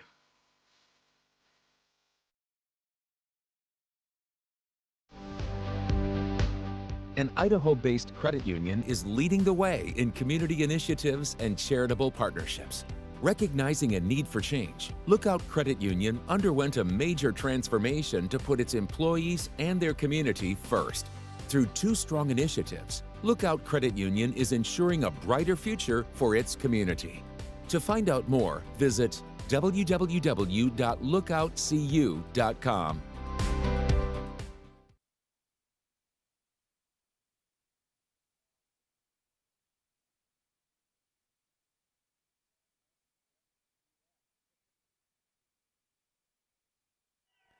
It is halftime here at the University of Montana's Washington Grizzly Stadium in Missoula. And at the halftime break, the Sandpoint Bulldogs on top of the Pocatello Thunder here on a little Thursday night football for you on IdahoSports.com, 36-15. Let's take a look at the first half stats here. For the Sandpoint Bulldogs, 101 yards rushing, 179 yards passing, 280 yards of total offense in the first half. Braden Buckout, 11 of 13, 179 yards and 4 touchdowns. He's also ran the ball well tonight, 10 carries for 40 yards. The leading rusher, though, is Jensen Sheets, 8 carries for 58 yards and a touchdown. Also, Jeremiah Palmer, 2 carries for 6 yards, and Maverick Gomez, 1 carry for -3. And in the receiving game, Brock Yarbrough, 6 catches, 126 yards, 2 touchdowns tonight. Maverick Gomez, 3 catches for 40 yards and 2 touchdowns. And Jack Schreiber, 1 catch for 13 yards. And for Pocatello at the halftime break, only 15 yards rushing, but 191 passing for 206 yards of total offense. So pretty good first half for Pocatello. Would love to see a little more balance there individually. In the rushing game, it is actually Rev Stuckey, the quarterback, the leading rusher, 2 carries for 8 yards. Houston Himrick has 4 carries for 7 yards. Passing-wise tonight, Stuckey, 12 of 16 for 127 yards, a touchdown and 2 interceptions. And Hunter Cordell is 1 of 1 for 64 yards and a touchdown on that trick play. Leading receiver tonight is Ephraim Wadsworth, the tight end, 2 catches for 85 yards and a touchdown. Himrick has 5 catches for 58 yards. It is Cordell, 2 catches for 20 yards and a touchdown. Kellen Walker, 2 catches for 16 yards. And then Jordan Austin, 1 catch for 6 yards. And Kyle Covey, 1 catch for 6 yards. Defensively, first half for Sandpoint, Mason McLean with a sack, Jeremiah Palmer with a fumble recovery, and Devin McEnany and Lucas Garrison each with an interception. And for Pocatello, Javion King has a sack. It was Hunter Cordell and Spencer Kent combining on a sack as well, and Isaac Allen with a fumble recovery. Well, we're just about ready to get the second half of action underway. Something new we're doing at IdahoSports.com this year is taking the best plays from our week of broadcasts and putting them together in a highlight reel. So here are the IdahoSports.com Week 4. This is from last week, Plays of the Week. Enjoy.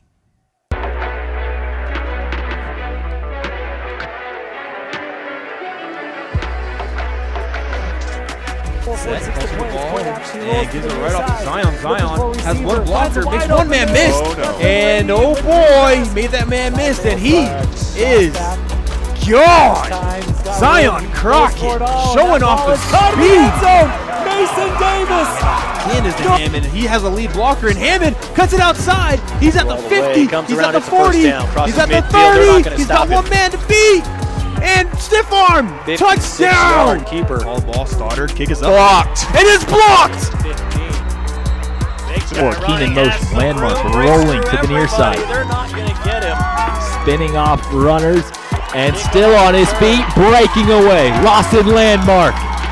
Kirkland quick has to get past Covington. Down the sideline, puts on the brakes. Gets past the defense. Stepped out for the 10. In for another touchdown. Finds Greaser. No one's going to catch him this time. Ace Greaser into the end zone for a touchdown. Notice Ender's kick up and good. Who knows? Get it right foot. There's that snap to hold. Now the he kick throws is it up. away. The kick and is gets a receiver midfield. Good. He's going to go down. He's past the 20. Yards. He's going to get to almost 10 the 10. seconds left. We'll take the snap and he'll move it in. It's going to be intercepted by the Diamondbacks. And it's going to go and pick 6. Touchdown, Diamondbacks. That's number 45. Boy. To the 15-yard line, up to the 30, 35, to the 40, 45, 50, 45. He could go all the way. He's got one man to beat. Touchdown, McCall Donley. Receiver low, fakes the handoff. Hoffman rolls out to the top of the screen, has a man open. That's complete. And staying in bounds and breaking a tackle and taking it to the house. Touchdown, Middleton. Hands it off up the middle, gets outside, and he's got plenty of green grass. Can he outrun? He will, the last defender. And there it is, number 5 for the massive run, Laramie Lara.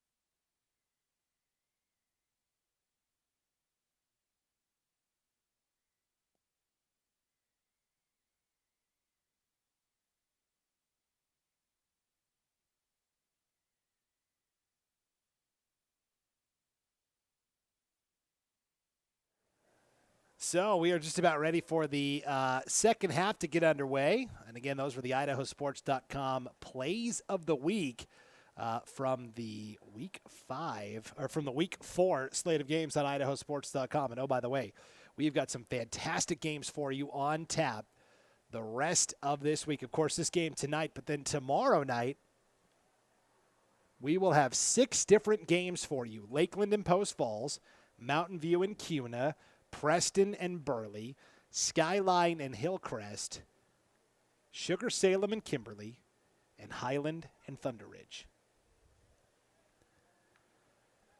As we get ready for the third quarter of action here, Sandpoint will kick off to Pocatello. Sandpoint won the toss and chose to receive. So Pokey a chance here to, every possession for Pokey at this point, though, has got to be must score. Brock Yarbrough to kick off here for the Bulldogs. And back deep to return for the Thunder. It is Houston Hemrick.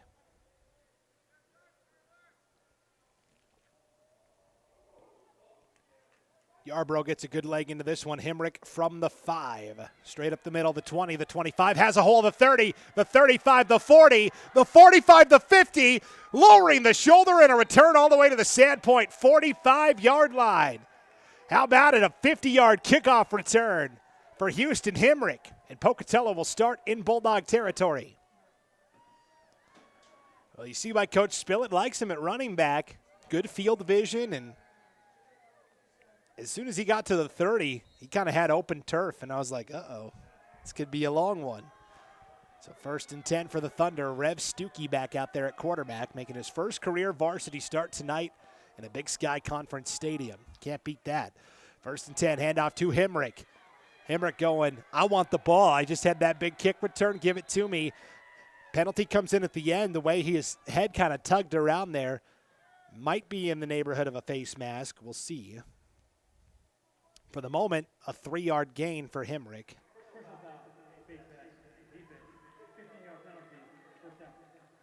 There we go. Hey, yeah, our referee kind of got away from announcing the penalties over the microphone. We are in the college stadium here, but he gets back to it to start our second half of play. So Hemrick with the 3-yard run plus the 15 yards in penalty. And it's going to be 1st and 10 for Pocatello with the ball at the Sandpoint 27-yard line. 11:20 and counting here in the third quarter, opening possession of the period. Stuckey out of the gun. Play action. Roll out to the right. On the run, throws at the last moment out of bounds and was absolutely crushed by Jeremiah Palmer. That's one where Stuckey just ran out of real estate and decided to sling it out of bounds. So that'll bring up 2nd and 10.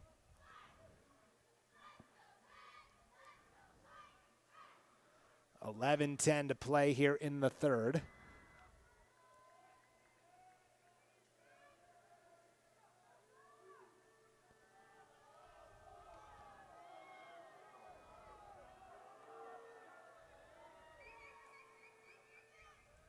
Stuckey, middle screen, Hemrick complete to the 30, ran backwards looking for a block. Now we'll finally get going north and south to the 25-yard line. Boy, Hemrick. I wasn't sure he was ever going to get going north and south there. Hemrick is able to get it out to the 25, so that's a pretty modest. Well, they'll put it up to the 23, actually. They'll give him a little bit of forward progress. So that's a 4-yard gain from Stuckey to Hemrick on the middle screen. And that'll make it 3rd down and 6 here for Pocatello from the Sandpoint 23-yard line. Stuckey on the rollout, throws to the sideline. Walker bobbles it but completes it. And Walker out of bounds at the 17. That is right at the marker. That should be enough for the first down, and it is. They needed 6. They got 6. So Stuckey to Walker. That's one sophomore to another. And it is 1st and 10 for Pocatello at the Sandpoint 17-yard line. Good opening drive here for the Thunder. Of course, set up by the 50-yard kick return by Hemrick. 3 receivers to the top of your screen. Single receiver at the bottom is Walker. Sandpoint showing blitz. They give to Hemrick up the middle. Bounces to the outside, and Hemrick to the 14-yard line, a gain of 3. 2nd and 7 for the Thunder. 10:40 and rolling here in the third. Pocatello trying to get back to 500. They're 1-2. Sandpoint trying to stay undefeated, 5-0, potentially on the line for the Bulldogs. Each of these teams were dethroned as reigning conference champions last year. Sandpoint was taken over by Lakeland, and Pocatello lost the conference title to Preston. Hemrick down to the 10-yard line. It's going to be 3rd and short here for Pocatello.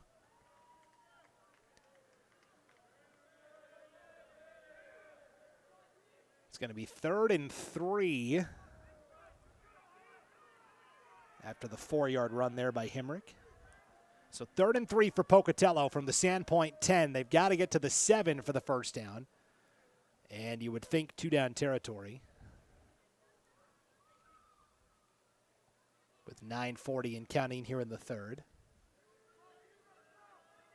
And again, Coach Spillett kind of told me pregame, we've got so many sophomores we're leaning on right now. We're just trying to get better every week until conference play begins. Screen pass for Covey, incomplete. And probably a good thing Covey dropped that, because if he makes the catch, Sandpoint blows that up for a loss of yardage. It does bring up 4th and 3, though, for the Thunder. And trailing 36-15, of course, you're going to stay out there and go for it. 9:29 to play in the 3rd.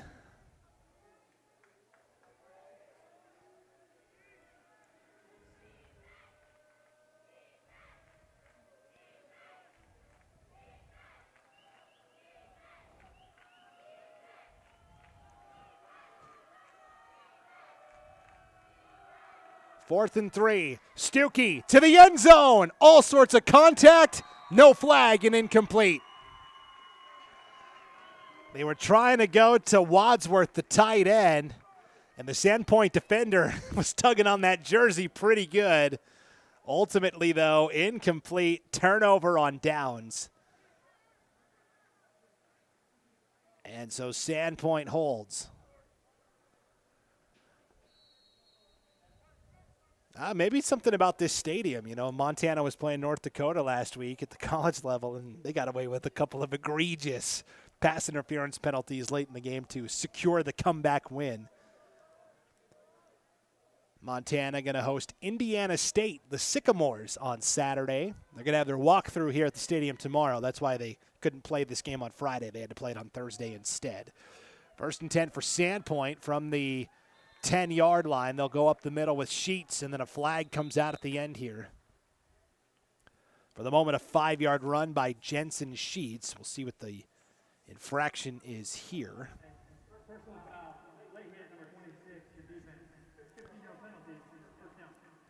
Okay, personal foul on Pocatello, a late hit against Cooper Cordell. He's only a freshman. That is Hunter Cordell's younger brother. Good size for a freshman, 5'10", 220. So tack on 15 yards, 1st and 10 for the Bulldogs from their own 29-yard line. Buck out on the rollout, completes to Yarbrough at the 30, and Yarbrough upended at the 34-yard line by Covey. It's a nice tackle by Covey, and a gain of 4 to Yarbrough. That is Yarbrough's 8th reception of the night. This guy does it all. Starts a receiver, linebacker, kicker, kickoff specialist, and kick return man. Does he ever get a break? No. Actually, a 5-yard gain there. And now they'll go back to the run and nowhere to go. Isaac Allen in there for the Thunder, and Spencer Kent as well. Officially no gain for Sheets on that carry.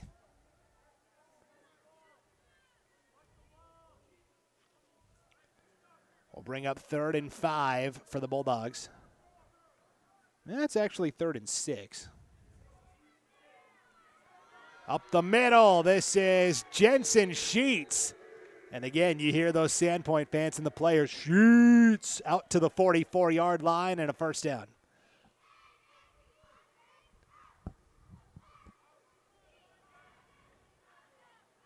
So 1st and 10 for Sandpoint from their own 44, and the Bulldogs on the move again. 7:50 to play in the 3rd. Under center, this time with multiple backs. Buck out on the rollout, taking a deep shot for Gomez. He's got it over the shoulder. Out of bounds at the 20-yard line. You knew it was only a matter of time before they dialed up a deep ball to Maverick Gomez. That is a gain of 36 and a first down. I like that under center with a couple of backs, and one of those backs, Jeremiah Palmer, got the great backside block on Bear Spillett coming off the edge. Otherwise, Buckout might have been sacked. They'll go back to the power rush formation. Palmer going to take this one to the 17-yard line for a pickup of 3. Jeremiah Palmer, an all-league defensive end last year.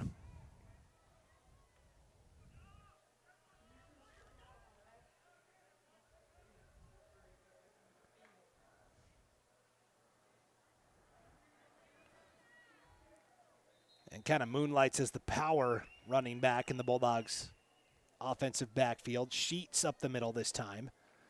Down to the 12, where it will be 3rd and 2. They're going to hurry up and go to the line here.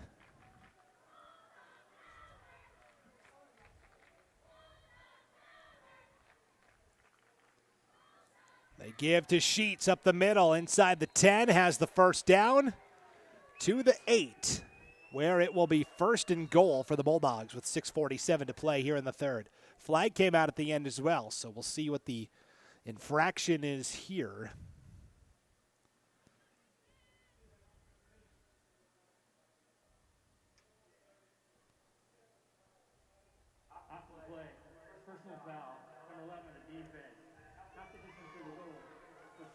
Boy, another after the play personal foul against Pocatello. This one on Hunter Cordell. So each of the Cordell brothers, Cooper the freshman, Hunter the senior, picking up a personal foul penalty on this drive. So they'll go half the distance to the goal. That's going to put it at the 5.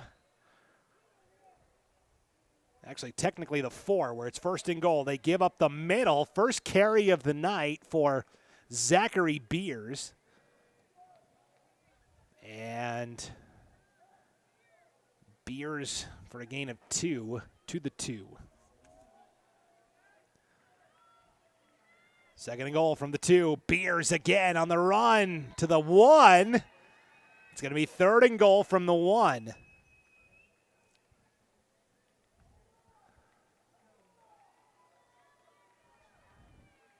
You know, there's low-hanging fruit and an easy joke about making a Beers run, but I'm not going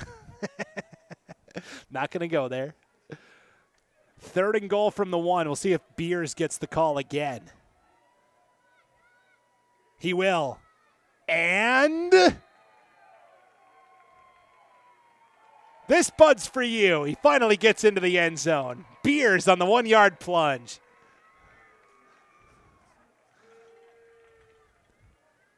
So Zachary Beers with the 1-yard touchdown run. And Sandpoint extends that lead out. 42-15. With Yarbrough on for an extra point. Nails it. So Yarbrough continues his perfect night on point after kicks as well. And it is 43-15 Sandpoint with 5:48 to play in the 3rd. We'll be back right after this. You're watching North Idaho Game Night and Gate City Game Night on IdahoSports.com. I love Lookout's campus branch. The vibe and the service. But with digital banking, it all comes to me. My customizable dashboard provides all my information. Accounts, cards. Anything else? I'm good. Bill pay, even my credit score. Gotta go. I mean, you gotta go download this app and upload convenience today.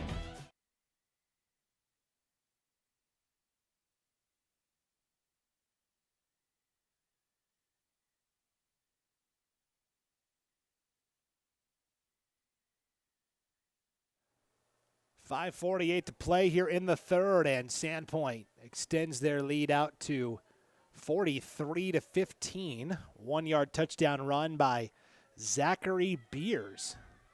His first of the night,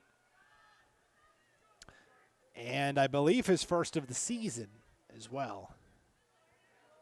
Brock Yarbrough will kick it off again here for the Bulldogs. So Pocatello on their opening drive of the third quarter got all the way to the 3, where they turned the ball over on downs. And then Sandpoint drove the other direction.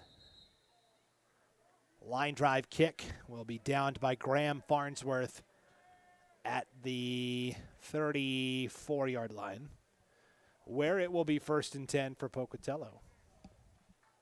And that time you saw the Sandpoint power rushing game. 3 times right at the goal line, 3 carries for Beers.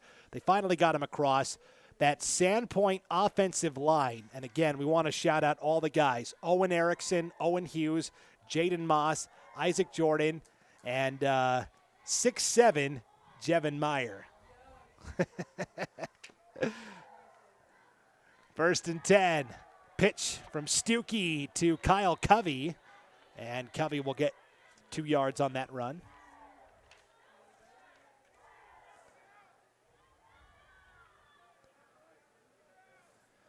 Sandpoint looks pretty impressive here. They're actually going to give Covey just a yard.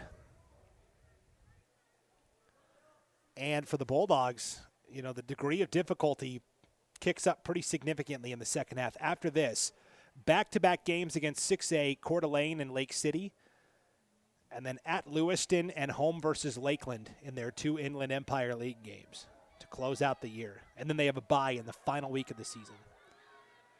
2nd and 9, Stuckey going to sling it to Cordell on the screen to the 40, and that's it. Flag out at the end again, and all sorts of shoving, and now multiple flags, multiple hats being thrown. Hunter Cordell took exception at the end of that play. Lucas Garrison was in there for Sandpoint. And another penalty now as Pocatello coach Dave Spillett was coming out onto the field. There are 4 penalty flags plus an official's hat. So when an official has already thrown a penalty flag and he sees another penalty, he has to throw his hat as well. So we are going to get all of this sorted out. If you count the hat amongst the 4 flags, 5 different flags thrown on this one play. And we will see what they unpack here. I'm glad the referee's mic'd up.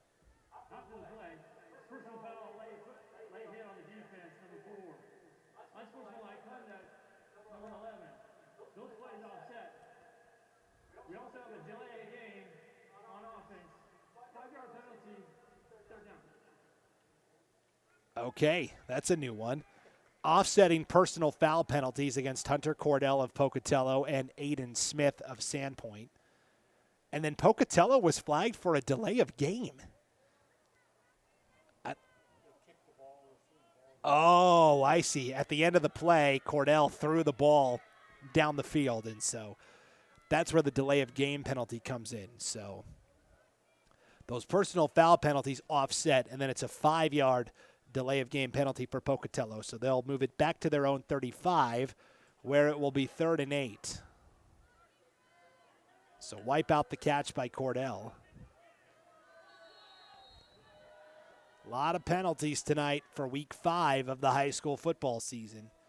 3rd and 8, Stuckey with time, going to take a deep shot to the sideline. That's caught right in front of the Sandpoint tent. First down to the 49-yard line. 17-yard reception by Isaac Allen. So Isaac Allen can't really play quarterback tonight with that injured throwing shoulder. He says, you know what, though, I can come in and play a little wide receiver. He's been playing linebacker tonight, and that is his first reception of the contest. So 17 yards from Stuckey to Isaac Allen makes it 1st and 10 for Pocatello from the Sandpoint 49-yard line. 43-15 lead for the Bulldogs. 4:39 to play in the third. Out of the gun. They give it on the end around. This is a fumble now. The ball comes out. Kellen Walker, it boots away again. A sprint for the football. It's recovered by Sandpoint at the 15-yard line. Trey Blumenberg jumps on top of it. That was a hot potato, and then Walker kicked it unintentionally. A disastrous play for Pocatello. And it leads to a fumble recovery for Blumenberg at the Pocatello 15-yard line. So Blumenberg in a foot race with Walker. They're going to actually mark it back at the 17-yard line. Fourth takeaway tonight by the Bulldogs defense. Blumenberg with the fumble recovery. And Sandpoint can just about put this one to bed with another score here. 4:28 to play in the third. And 1st and 10 for the Bulldogs from the Pocatello 17-yard line. They tried the end around, very delayed end around to Kellen Walker, and just muffed it. And now a delay of game against Sandpoint. So Sandpoint a little slow getting to the line and calling the play, and delay of game against the Bulldogs there. Will make it 1st and 15.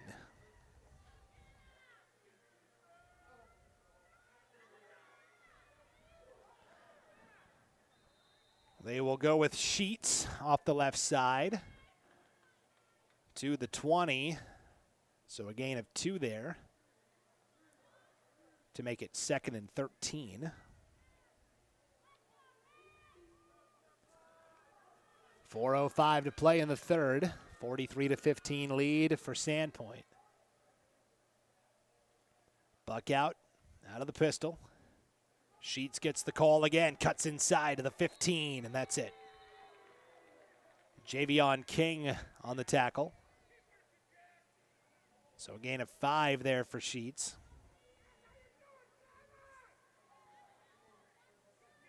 And it'll be 3rd and 8.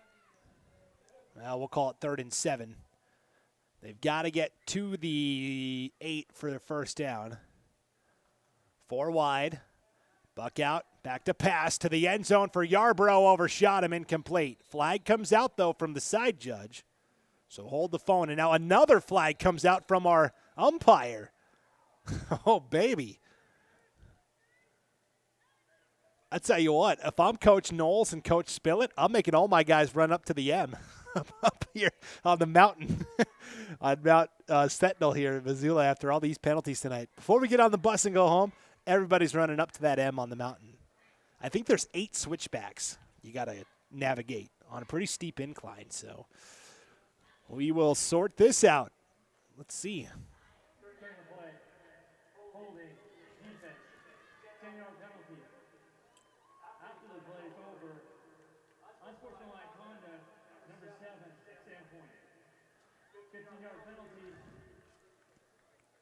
Okay, so defensive holding against Pocatello, which would have been a 5-yard penalty. I think that was on Farnsworth. And then that is wiped out, though, because Buckout, the Sandpoint quarterback, gets an unsportsmanlike conduct penalty. And so that 15-yard penalty against Sandpoint will be enacted. So really, Sandpoint loses 10 yards there because Pocatello was flagged 5. Sandpoint was flagged 15. And so it's going to be 3rd down and 16.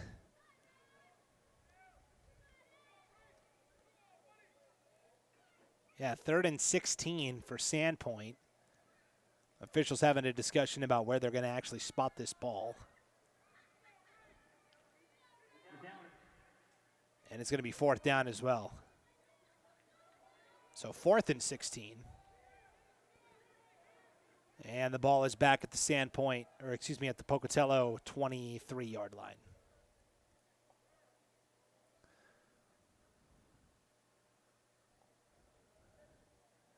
Well, I was talking to Sandpoint head coach Ryan Knowles pregame, and he said, hey, we're still looking for that finished product, the polish. The potential's there. We haven't really played that complete game yet, despite being 4-0. And I would say the penalties are kind of the only bugaboo for Sandpoint tonight. So maybe the polish isn't quite there yet for the Bulldogs because of the penalties. But yeah, 3rd down still. I'm going to say no loss of down on that penalty, personal foul. So 3rd and 16 from the Pocatello 23. Buck out with time. A strike between two defenders. It's dropped, incomplete. Boy, he threw that right into the breadbasket of Maverick Gomez, but Isaac Allen was there to lodge it loose for Pocatello. And it's going to be 4th and 16. That's one of those where, like, Gomez made the catch, and then you kind of wince because with two defenders right there, you knew it was going to be, a big hit delivered. You see that in the NFL pretty routinely on Sundays.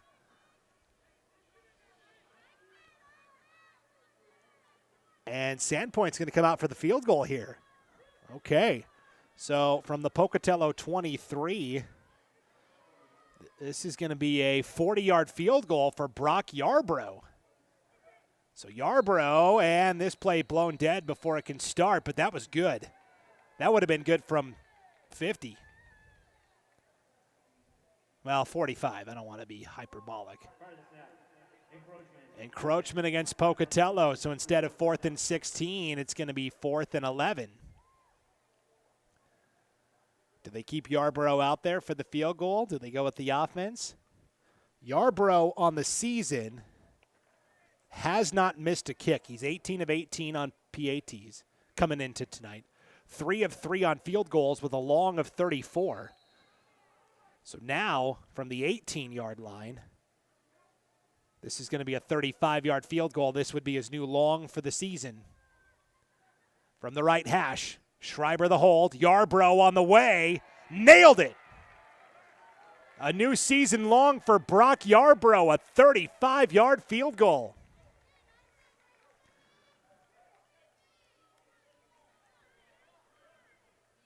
And Yarbrough says, hey, where's Bobby Houck, the Montana head coach? He is also the special teams coordinator for the University of Montana. And Yarbrough saying, hey, if you need a kicker. Just a junior, so we'll see. North Idaho's had some good kickers over the years. Owen Forsman from Lakeland a couple years ago. He's now the kicker for one of the kickers for the Idaho Vandals. Made his first college field goal last week.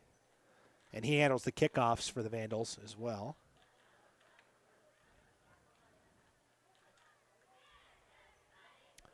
The last Sandpoint Bulldog to come play for the University of Montana was a really good one. Right tackle Brandon Casey. 3-year starter, signed on to an NFL practice squad in the offseason. And Yarbrough with the 35-yard field goal.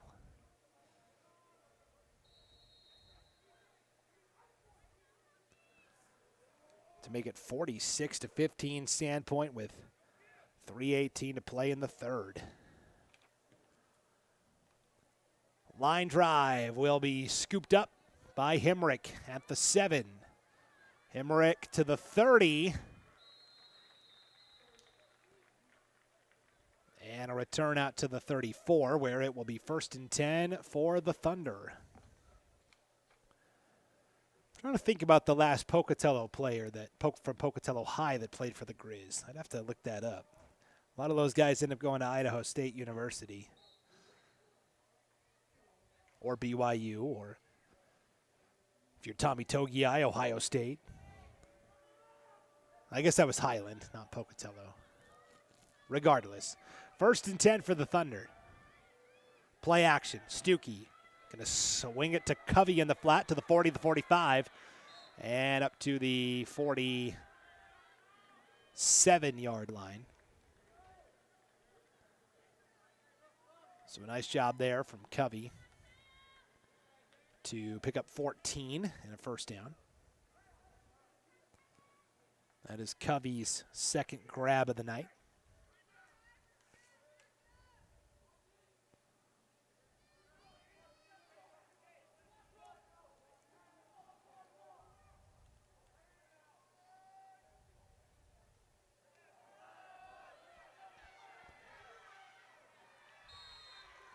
Hemrick off the left side across the 50.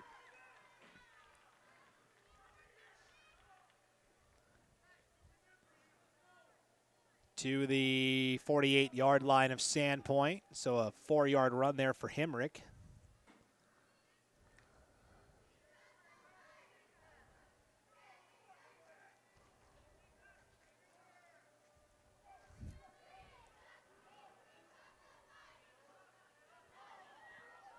Hemrick again to the 40-yard line this time. And a gain of 7 and a first down. 2 minutes to play here in the third.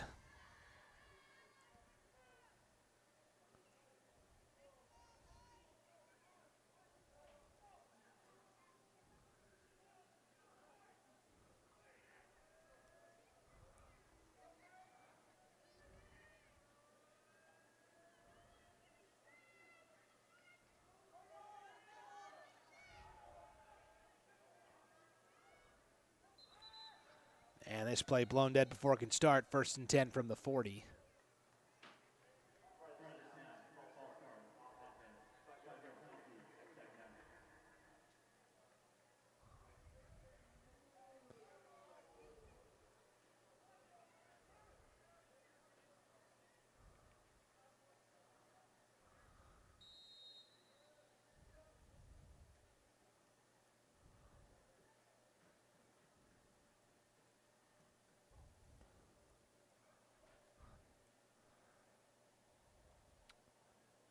It was a 5-yard penalty against Pocatello.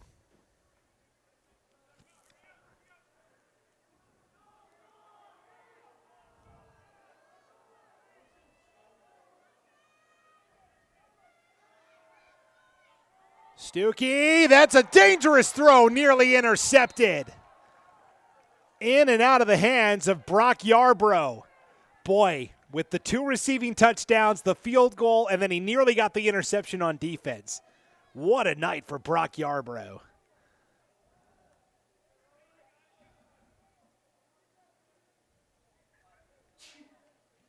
Bless you. Bless you.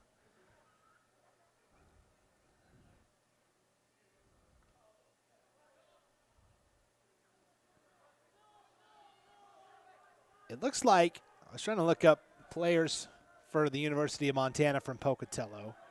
2nd and 15. Little backside screen for Hemrick, too low, incomplete. It looks like there was one player from the city of Pocatello in Montana history, Sean Brickley, from 1989 to 1992. Now, I'm not sure which school Sean Brickley went to. If it was Highland or Pocatello. But that appears to be the only player from Pocatello to ever play football for the University of Montana. 3rd and 15 following the incomplete pass from their own 45-yard line over the middle. Hemrick with the reception to the 40, lowering the shoulder and up to the 35-yard line. A 10-yard completion.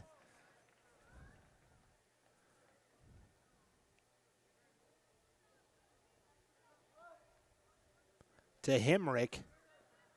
We'll actually call it 11, and it's going to be 4th and 4 here for Pocatello.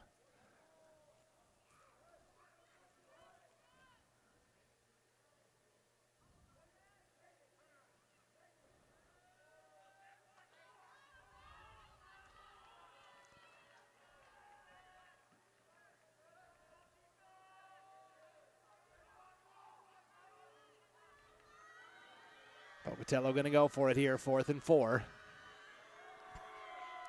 Stuckey, nobody home. Threw that at the 10-yard line, and all of the Pocatello receivers were around the 20 or 25, so that is a turnover on downs. Back to Sandpoint with 3 seconds to play here in the third.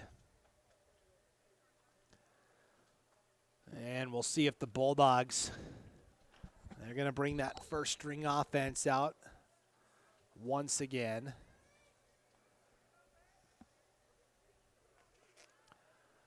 Leading 46-15. This should be the final play of the third quarter, barring a penalty of some kind.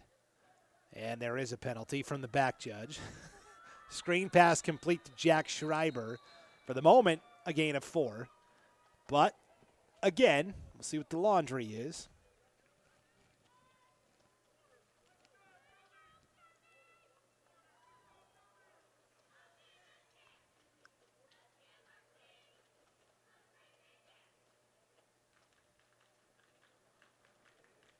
It looks like each of these teams are ready for the quarter to conclude here, but our officials will have the final say on that. Both coaches just using this as an extra long quarter break. It came from the back judge right as the ball was snapped, so they're going to wave it off. Okay. So that will be a 4-yard completion to Schreiber, and that will be the end of 3. 46-15, Sandpoint. Back with the fourth quarter right after this. You're watching North Idaho Game Night and Gate City Game Night on IdahoSports.com.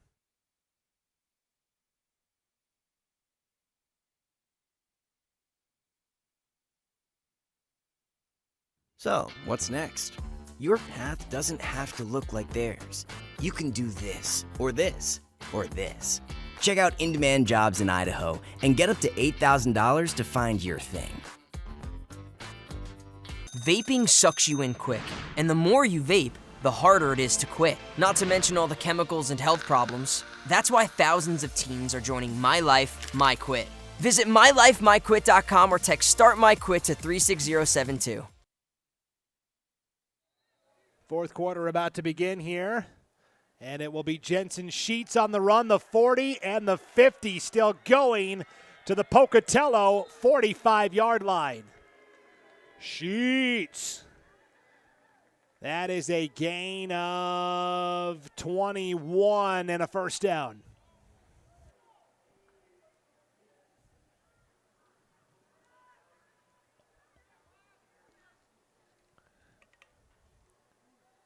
So 1st and 10 from the Pocatello 45. Again, Sheets ripping off 11 more and a first down. That might be closer to 12. Yeah, that's going to be a 12-yard gain for Sheets. He seems to get stronger as the game goes along. He's up to 17 carries on the night. 11:20 to play in this one. 46-15, Sandpoint. They give on the sweep to Gomez this time. Gomez with speed and room to run. The 10, the 5, into the end zone. Touchdown, Sandpoint. 33-yard touchdown run for Maverick Gomez.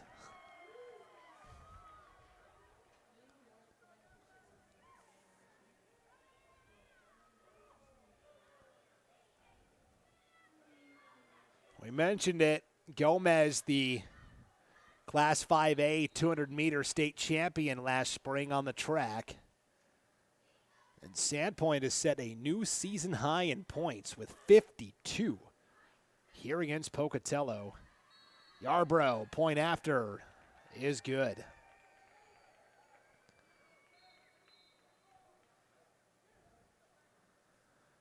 So, 52-15, Sandpoint. Back after this, North Idaho Game Night, East Idaho Game Night, and Gate City Game Night on IdahoSports.com. We're Valley-wide cooperative. For 100 years, we've been your first choice for residential and commercial propane, fuels, oils, and lubricants. We service HVAC, install water heaters, propane tanks, and accessories. And yes, we'll even deliver right where you need it. Because for us, serving is more than a job, it's a way of life. We are proud to employ your neighbors and to be a cornerstone of your community. We're Valley-wide. Yesterday, today, and tomorrow. We're here for you.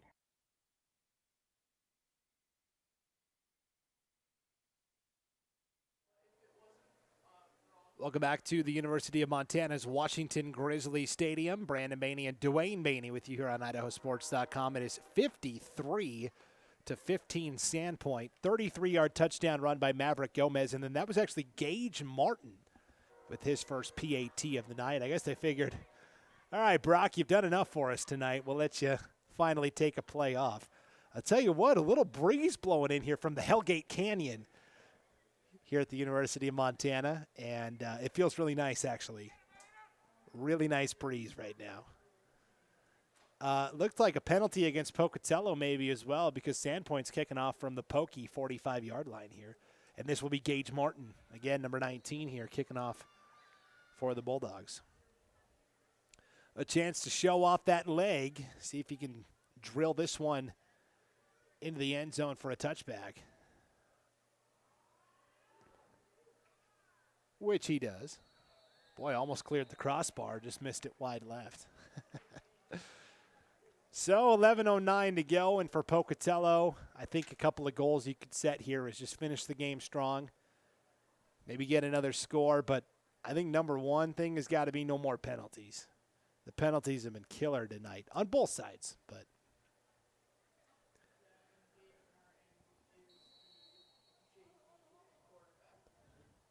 okay. So Gage Martin kicked that last PAT for Sandpoint and did the kickoff. Just a sophomore. He is also the JV quarterback, so we may see him on the next possession, possibly, with Sandpoint leading comfortably here. 1st and 10, Stuckey with time. Now we'll take off and run, and we'll get 2 yards. In on the tackle for Sandpoint was Roman Turnbull. And I'll tell you what, Sandpoint, they've got some good players in the secondary like Garrison, but it's those linebackers, Yarbrough, Turnbull, and Porter. I'll tell you what, after losing Wiley Wimmer last year, the All-State linebacker, Sandpoint's reloaded at that second level of the defense. Stuckey on 2nd and 8 from the 22. On the run, will throw it out of bounds. And a flag will come out here on the late hit, roughing the passer. This is going to be on Joa Collins, the junior. That's one where Collins has just got to let him go. Now, Collins is a guy who hasn't played much tonight. Getting your first reps, coming in and off the bench. You want to make a play, but sometimes the best play is holding off, and so he'll be assessed the late hit on Stuckey as Stuckey was rolling out. So 15 yards and an automatic first down for Pocatello here with 10:31 to go. 1st and 10 for the Thunder, and new life possibly from their own 38-yard line. And now, play blown dead before it can start. They're going to move it back to the 37. And now we're ready to go. 1st and 10 for Pokey from their own 37. Stuckey on the pitch out. Hemrick to the 40. Still galloping to the 47-yard line. Right at 10 yards and a first down.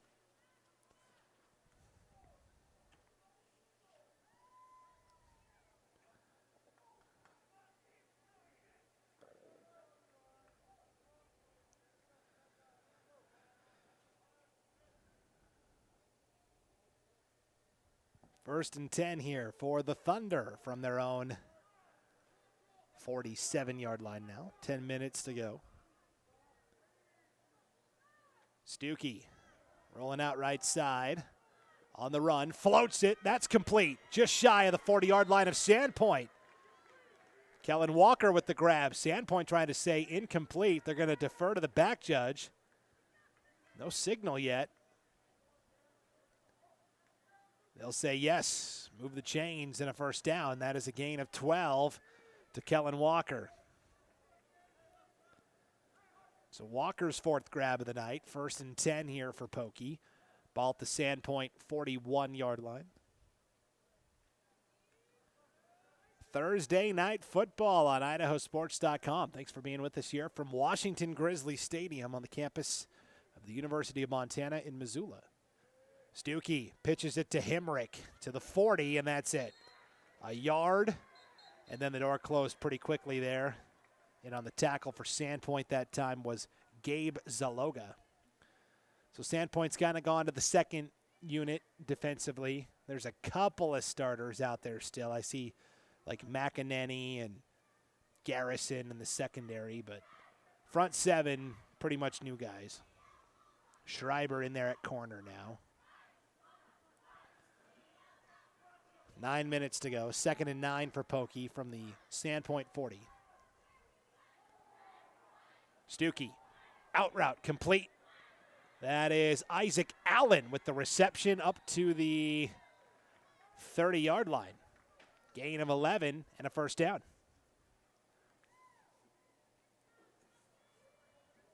this is something we've talked about with Kimberly, a team that's been featured a lot on IdahoSports.com this year. When you've got an injury to your quarterback, but they can still contribute, they just can't throw. Okay, you move him to receiver, you move him to linebacker. That's what Kimberly has done with their quarterback, McCray Bruning. Hopefully he'll be back this week for Kimberly as they play Sugar Salem tomorrow night on IdahoSports.com. 1st and 10, Stuckey has time, floats it wide open. Allen just beyond his fingertips, incomplete at the 5. Isaac Allen had to lay out for that one, and Stuckey just overshot him. And it's going to be 2nd and 10. And friendly reminder, tomorrow night on IdahoSports.com, we are bringing you the Highland versus Thunder Ridge game. That game originally scheduled for a 7 o'clock kickoff. The kickoff has been moved back to 8:30 Mountain Time. Thunder Ridge will have a tribute to Tanner Scoresby, the young 18-year-old who tragically passed away from cancer earlier this month. Really impacted that Thunder Ridge community. He'd been battling cancer for pretty much his whole senior year, and at only 18 years old, gone far too soon. Another incomplete pass from Stuckey there. So that's going to be an emotional night at Thunder Ridge tomorrow night, but we'll have it for you on IdahoSports.com. But again, that game is going to kick off at 8:30 Mountain Time. That's not a misprint. 3rd and 10 now for Pokey. 8:22 to play. 5 wide. Stuckey alone out of the gun. Feeling the heat. Now on the rollout. Stuckey over the middle. Dropped by Allen at the 10. A little bit behind him, and you can't blame Allen too much because he's the guy that's used to throwing it. You know, it's not like he's out there running a bunch of receiver reps in practice. Boy, and you can see he's kind of got that right arm just kind of dangling there. He hurt his throwing shoulder last week. I mean, credit to the kid for gaming it out. Started at linebacker tonight. Has been playing at receiver a lot here. But the injuries are definitely catching up with Pokey. And, oh, by the way, they haven't had their best two-way player, Tavin Williams, at all this year, running back linebacker. 4th and 10. This play blown dead before it can start. This is going to be a false start against Pocatello with 8:14 to go.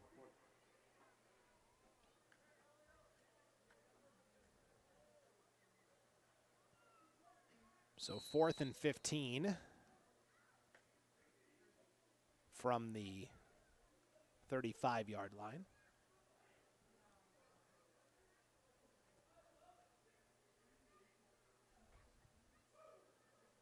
A fun meet-in-the-middle game for these programs, and regardless of how the game goes, this is going to be a memory that these young men from Pocatello and Sandpoint will have for the rest of their life. Some of these guys played last year at Montana Tech University in Butte, but this is the big leagues. Stuckey over the middle! Diving catch, and they're going to say incomplete on 4th and 15. Great effort by Jordan Austin, but ultimately trapped it against the turf. And now Austin a little slow to get up. Might have gotten the wind knocked out of him as he fell on top of that football as he was diving to the turf. We sure hope Jordan Austin is all right. Down around the 10-yard line there for Pocatello.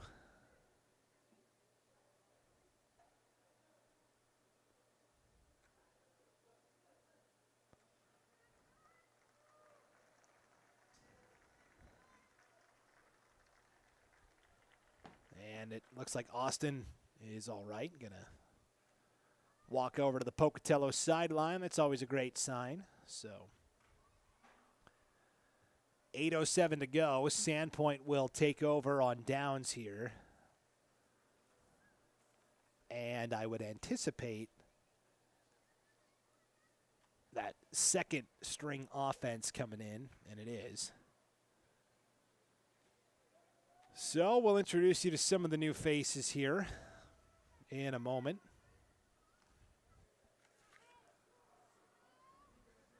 Looks like the new QB in is Logan Iverson, the junior. He is the backup quarterback for the varsity. New running back is Wes Smith, the 6', 190-pound senior, and Smith immediately across the 40 to the 44-yard line for a pickup of 9. So Sandpoint playing it out with the second-string offense here. Iverson quarterbacking the offense. Carson Resso and Wes Smith, the running backs in the backfield. Smith gets the call again. Has the first down, a gain of 2, and more pushing and shoving. And that's big 6'7". Jevin Meyer losing his helmet there at the end of the play. A lot of extra pushing and shoving in amongst the offensive and defensive linemen. And for the second time tonight, we've had a referee throw the flag and his hat.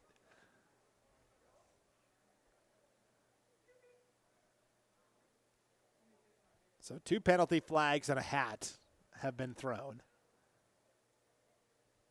Our white hat head official is jotting something down in his little notepad. I'm not sure what he's... We might be now approaching, you know, if you get 2 personal fouls in one game, you're ejected. Let's see. After the play, if there are 2 fouls on the play, unsportsmanlike conduct, number 76, the offense. Unsportsmanlike conduct.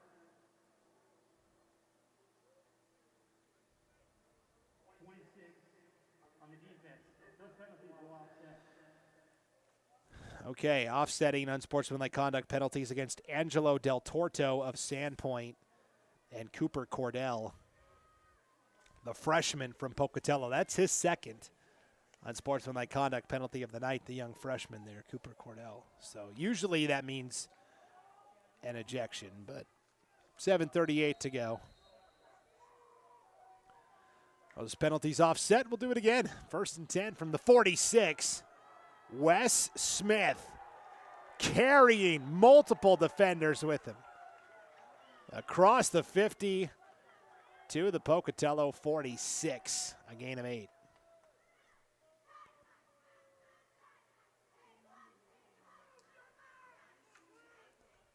Haven't been able to call his name yet tonight, but Pocatello does have some fun names on the roster. Number 19, Alex Rodriguez.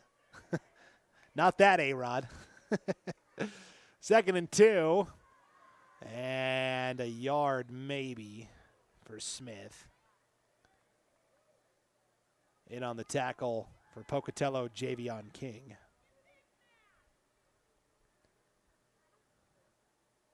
It's going to be 3rd and 1 here for Sandpoint. Well, 3rd and 1.5, we'll call it. 6.5 to go. 53-15 lead for the Bulldogs. Iverson gives to Smith. First down. Needed 2, got 3. With 6:20 to go.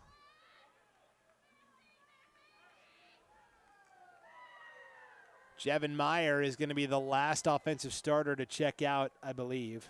I guess Isaac Jordan's still out there. And into the ballgame for him is Andrew Haas, the 5'9.5" senior. Yes, he put that on the roster, 5'9.5". Again, this is Smith, just up the middle, Wes Smith. And now we have a Bulldog down at the end of the play with 5:57 to go. And I did not see which player that was. So, oh, it is. It's Haas who just came in. Okay. We sure hope he's all right. Number 74, Andrew Haas. They are going to attend to him right now with 5:57 to go, and Sandpoint leading 53-15. Haas is going to be helped up here and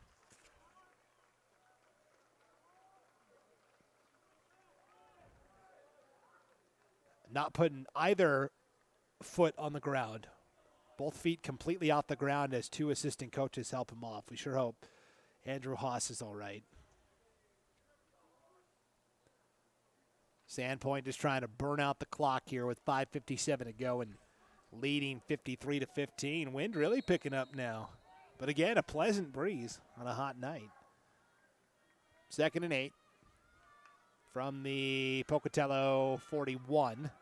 Smith to the edge this time across the 40. Army crawls his way to the 38.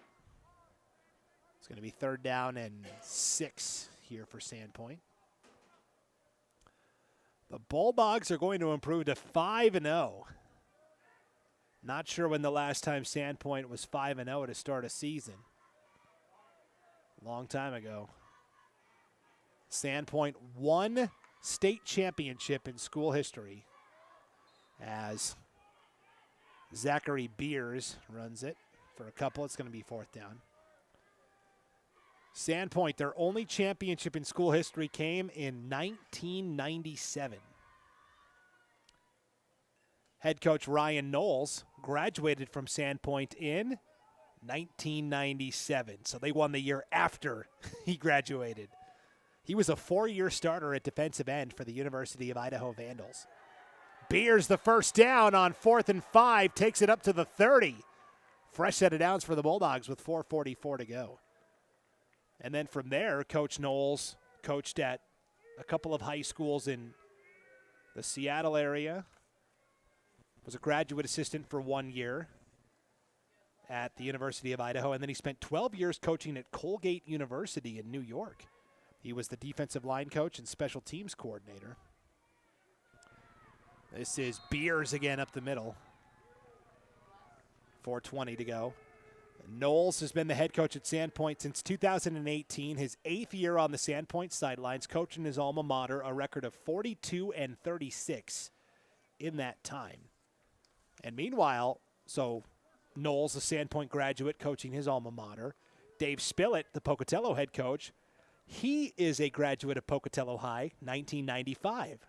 So he graduated 2 years before Knowles did. This is Beers again and across the 20 to the 19. Should be enough for the first down with 3:48 to go. But Coach Spillett's first head coaching job actually was at Century for 4 seasons. From 2010 to 14, he went 18-28 with the Diamondbacks. And then has been at Pocatello for 11 years now. Since 2015, he's gone 51-47 in that time. So in 16 years overall as a varsity head coach, 69-75. This is game number 99 for Coach Spillett as the Pocatello High head coach. As Beers again inside the 15 to the 14.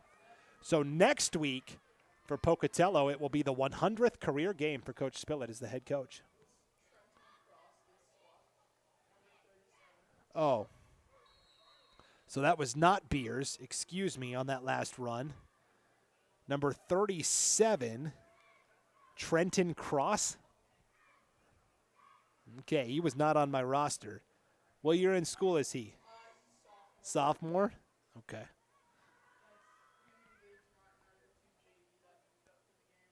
Okay. So Trenton Cross in there and a timeout taken. Looks like a Pocatello player might be cramping out there with 3:11 to go. So 2 guys coaching their alma maters. You love to see that. Dave Spillett for Pokey, Ryan Knowles for Sandpoint. And career game number 100 for Dave Spillett and the Pocatello Thunder next week. The Black and Blue Bowl, Highland and Pocatello, the old rivals. Been a long time since Pokey got a win over their cross-city rivals from Highland. Isaac Allen, the injured Thunder. He's up and walking off, though. Yeah, the schedule doesn't get any easier for Pocatello. Black and Blue Bowl with Highland next week. Then they're at Twin Falls, a team that Sandpoint only beat by 1 point. So Twin Falls pretty good. Then the bye, and then the 2 conference games to finish out the slate at home against Preston and then at Century. 3:05 to go. Toss play to Cross. Cross crosses back inside the 15 to the 14-yard line. It's going to be 3rd down and about 6. 2:45 to go. 53-15 lead for Sandpoint.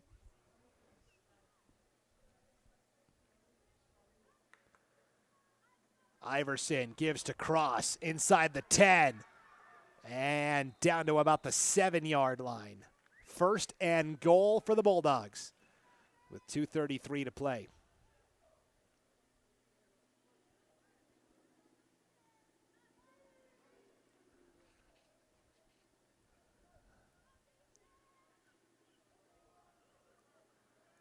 Iverson ready here on first and goal from the 7. This is Cross down to the 5, where it'll be second and goal with 2:10 to play. We want to thank our great Power Booster sponsors once again tonight here on IdahoSports.com for the Pocatello Thunder, the Roof Resource, Liberty Chrysler Dodge Jeep Ram, MVP Rentals, Mountain View Event Center, and Java Express. Second and goal from the 5. That was Beers, and he gets right back to the line of scrimmage. It'll be third and goal with 1:35 to go. And these backups, these varsity backups, a couple of JV guys, they want it. They want that touchdown. A big moment for the backups here. Third and goal from the 5. Inside to Beers to the 3, and that's it.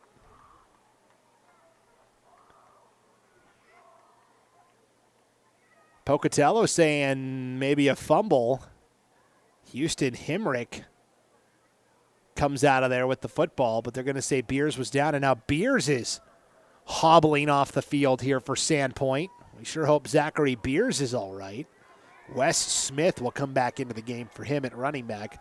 On fourth and goal here from the 3 with 45 seconds to go. Sandpoint is going to have to snap it. I'm not sure when the play clock started due to the injury. The clock never stopped. 30 seconds to go. Sandpoint is going to have to run a play here. Leading 53-15, fourth and goal. They're going to take as much time as they can. And now they'll call a timeout. With 22 seconds to go. And Sandpoint leading 53-15. So we mentioned at Sandpoint the next 4 weeks, 6A Coeur d'Alene, 6A Lake City, and then their 2 Inland Empire League foes, Lewiston and Lakeland. Sandpoint is going to go to 5-0. Could Lakeland go to 5-0 this week? They're 4-0.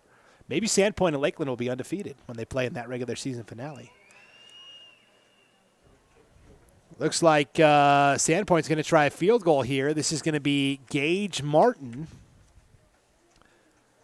This is going to be officially a 21-yard field goal for Gage Martin with 22 seconds to play. Martin's kick is through. So Yarbrough with a field goal tonight and Gage Martin with a field goal tonight.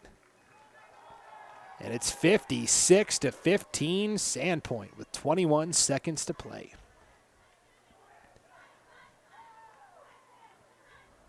And you start thinking about statewide 5A football this year. Bishop Kelly undefeated, obviously sent shockwaves through the state when they beat Rigby last week, 6A team. Hillcrest, the defending state champions, are still undefeated at 3-0. Skyline is 3-0.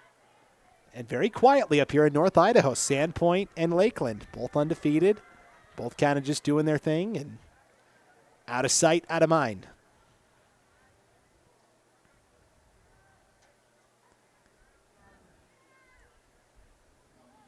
So Martin, after that 21-yard field goal, will kick off here for the Bulldogs.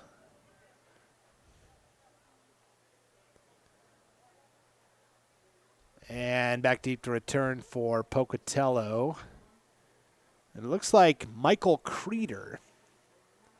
This would be his first return tonight. With 21 seconds to go.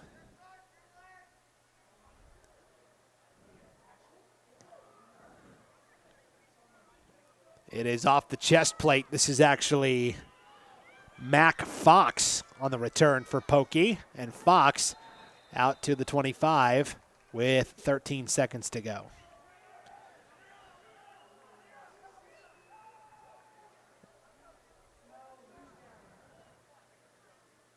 It looks like another injury here. This is Joseph Babin for Sandpoint. So Joey Babin is the injured Bulldog here. Senior had been playing corner a little bit here down the stretch with 13 seconds to go. Babin is up on his feet, which is good, but he's going to walk off with the help of a trainer and an assistant coach. So Sandpoint's gotten dinged up a little bit here towards the end of the contest.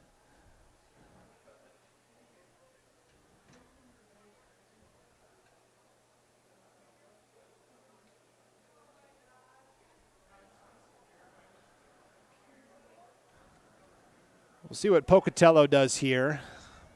1st and 10 from their own 25 with 13 seconds to go. Stuckey going to line up in the shotgun. They're going to swing it to Covey. Across the 40, Covey still going. Penalty flag comes out. Covey out of bounds with 5 seconds to go around the Sandpoint 42, but we will see what the flag is here. The new running back in the game for Pocatello was Easton Hughes, a sophomore. Holding call against Pocatello with 5 seconds to go on Isaac Allen out on the perimeter at wide receiver. So Pokey will move it back here with 5 seconds to go. A 56-15 lead for Sandpoint.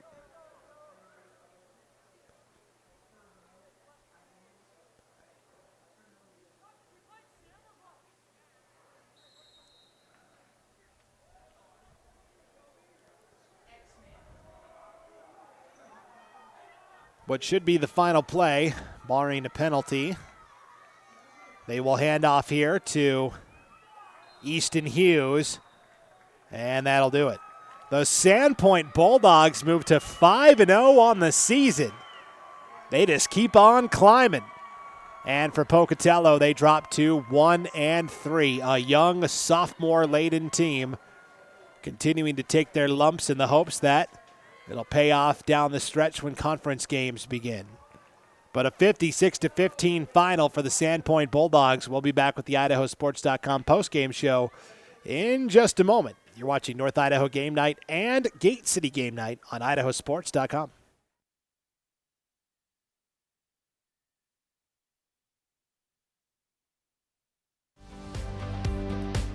An Idaho-based credit union is leading the way in community initiatives and charitable partnerships. Recognizing a need for change, Lookout Credit Union underwent a major transformation to put its employees and their community first. Through 2 strong initiatives, Lookout Credit Union is ensuring a brighter future for its community. To find out more, visit www.lookoutcu.com.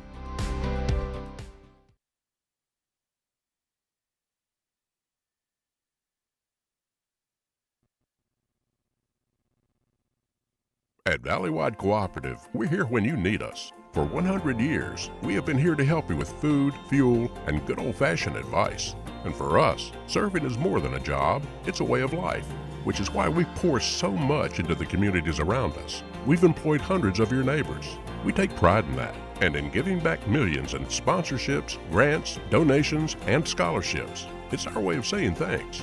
We're Valleywide, and yesterday, today, and tomorrow, we're here for you. As Idahoans, we're not afraid to take risks.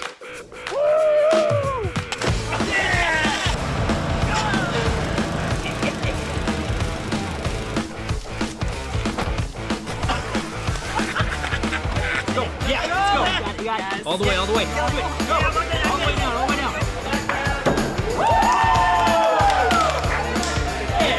Driving under the influence is not a risk we're willing to take. Be around to do more of what you love.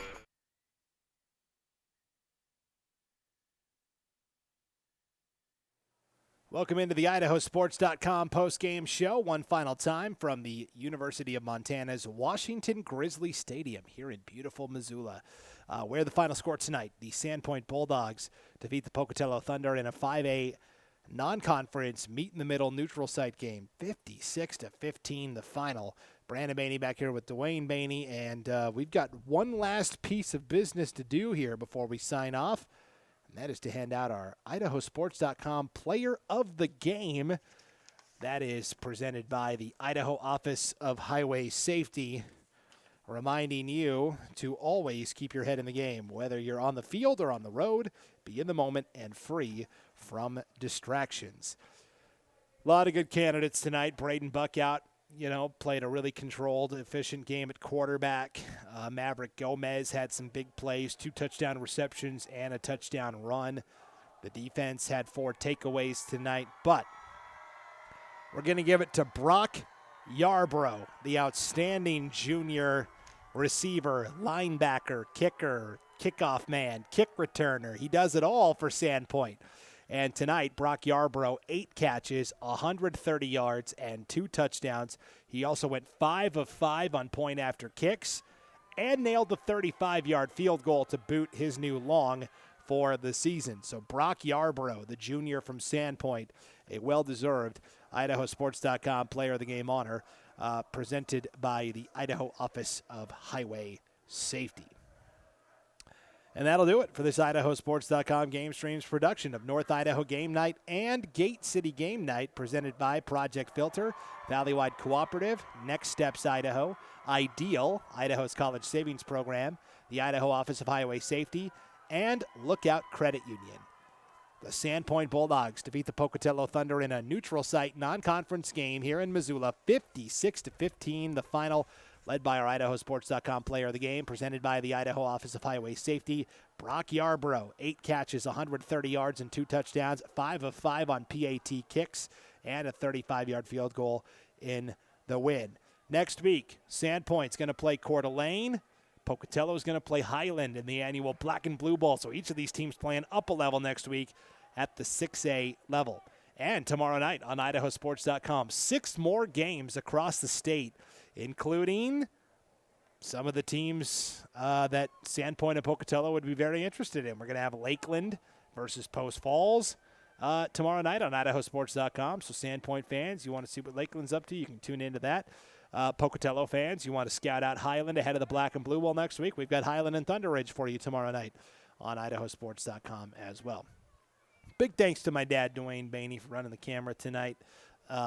It's always nice to have these hometown games where I can return to my hometown and home city of Missoula, Montana, and bring you some great high school football action. My name is Brandon Baney. Again, the final Sandpoint 56, Pocatello 15.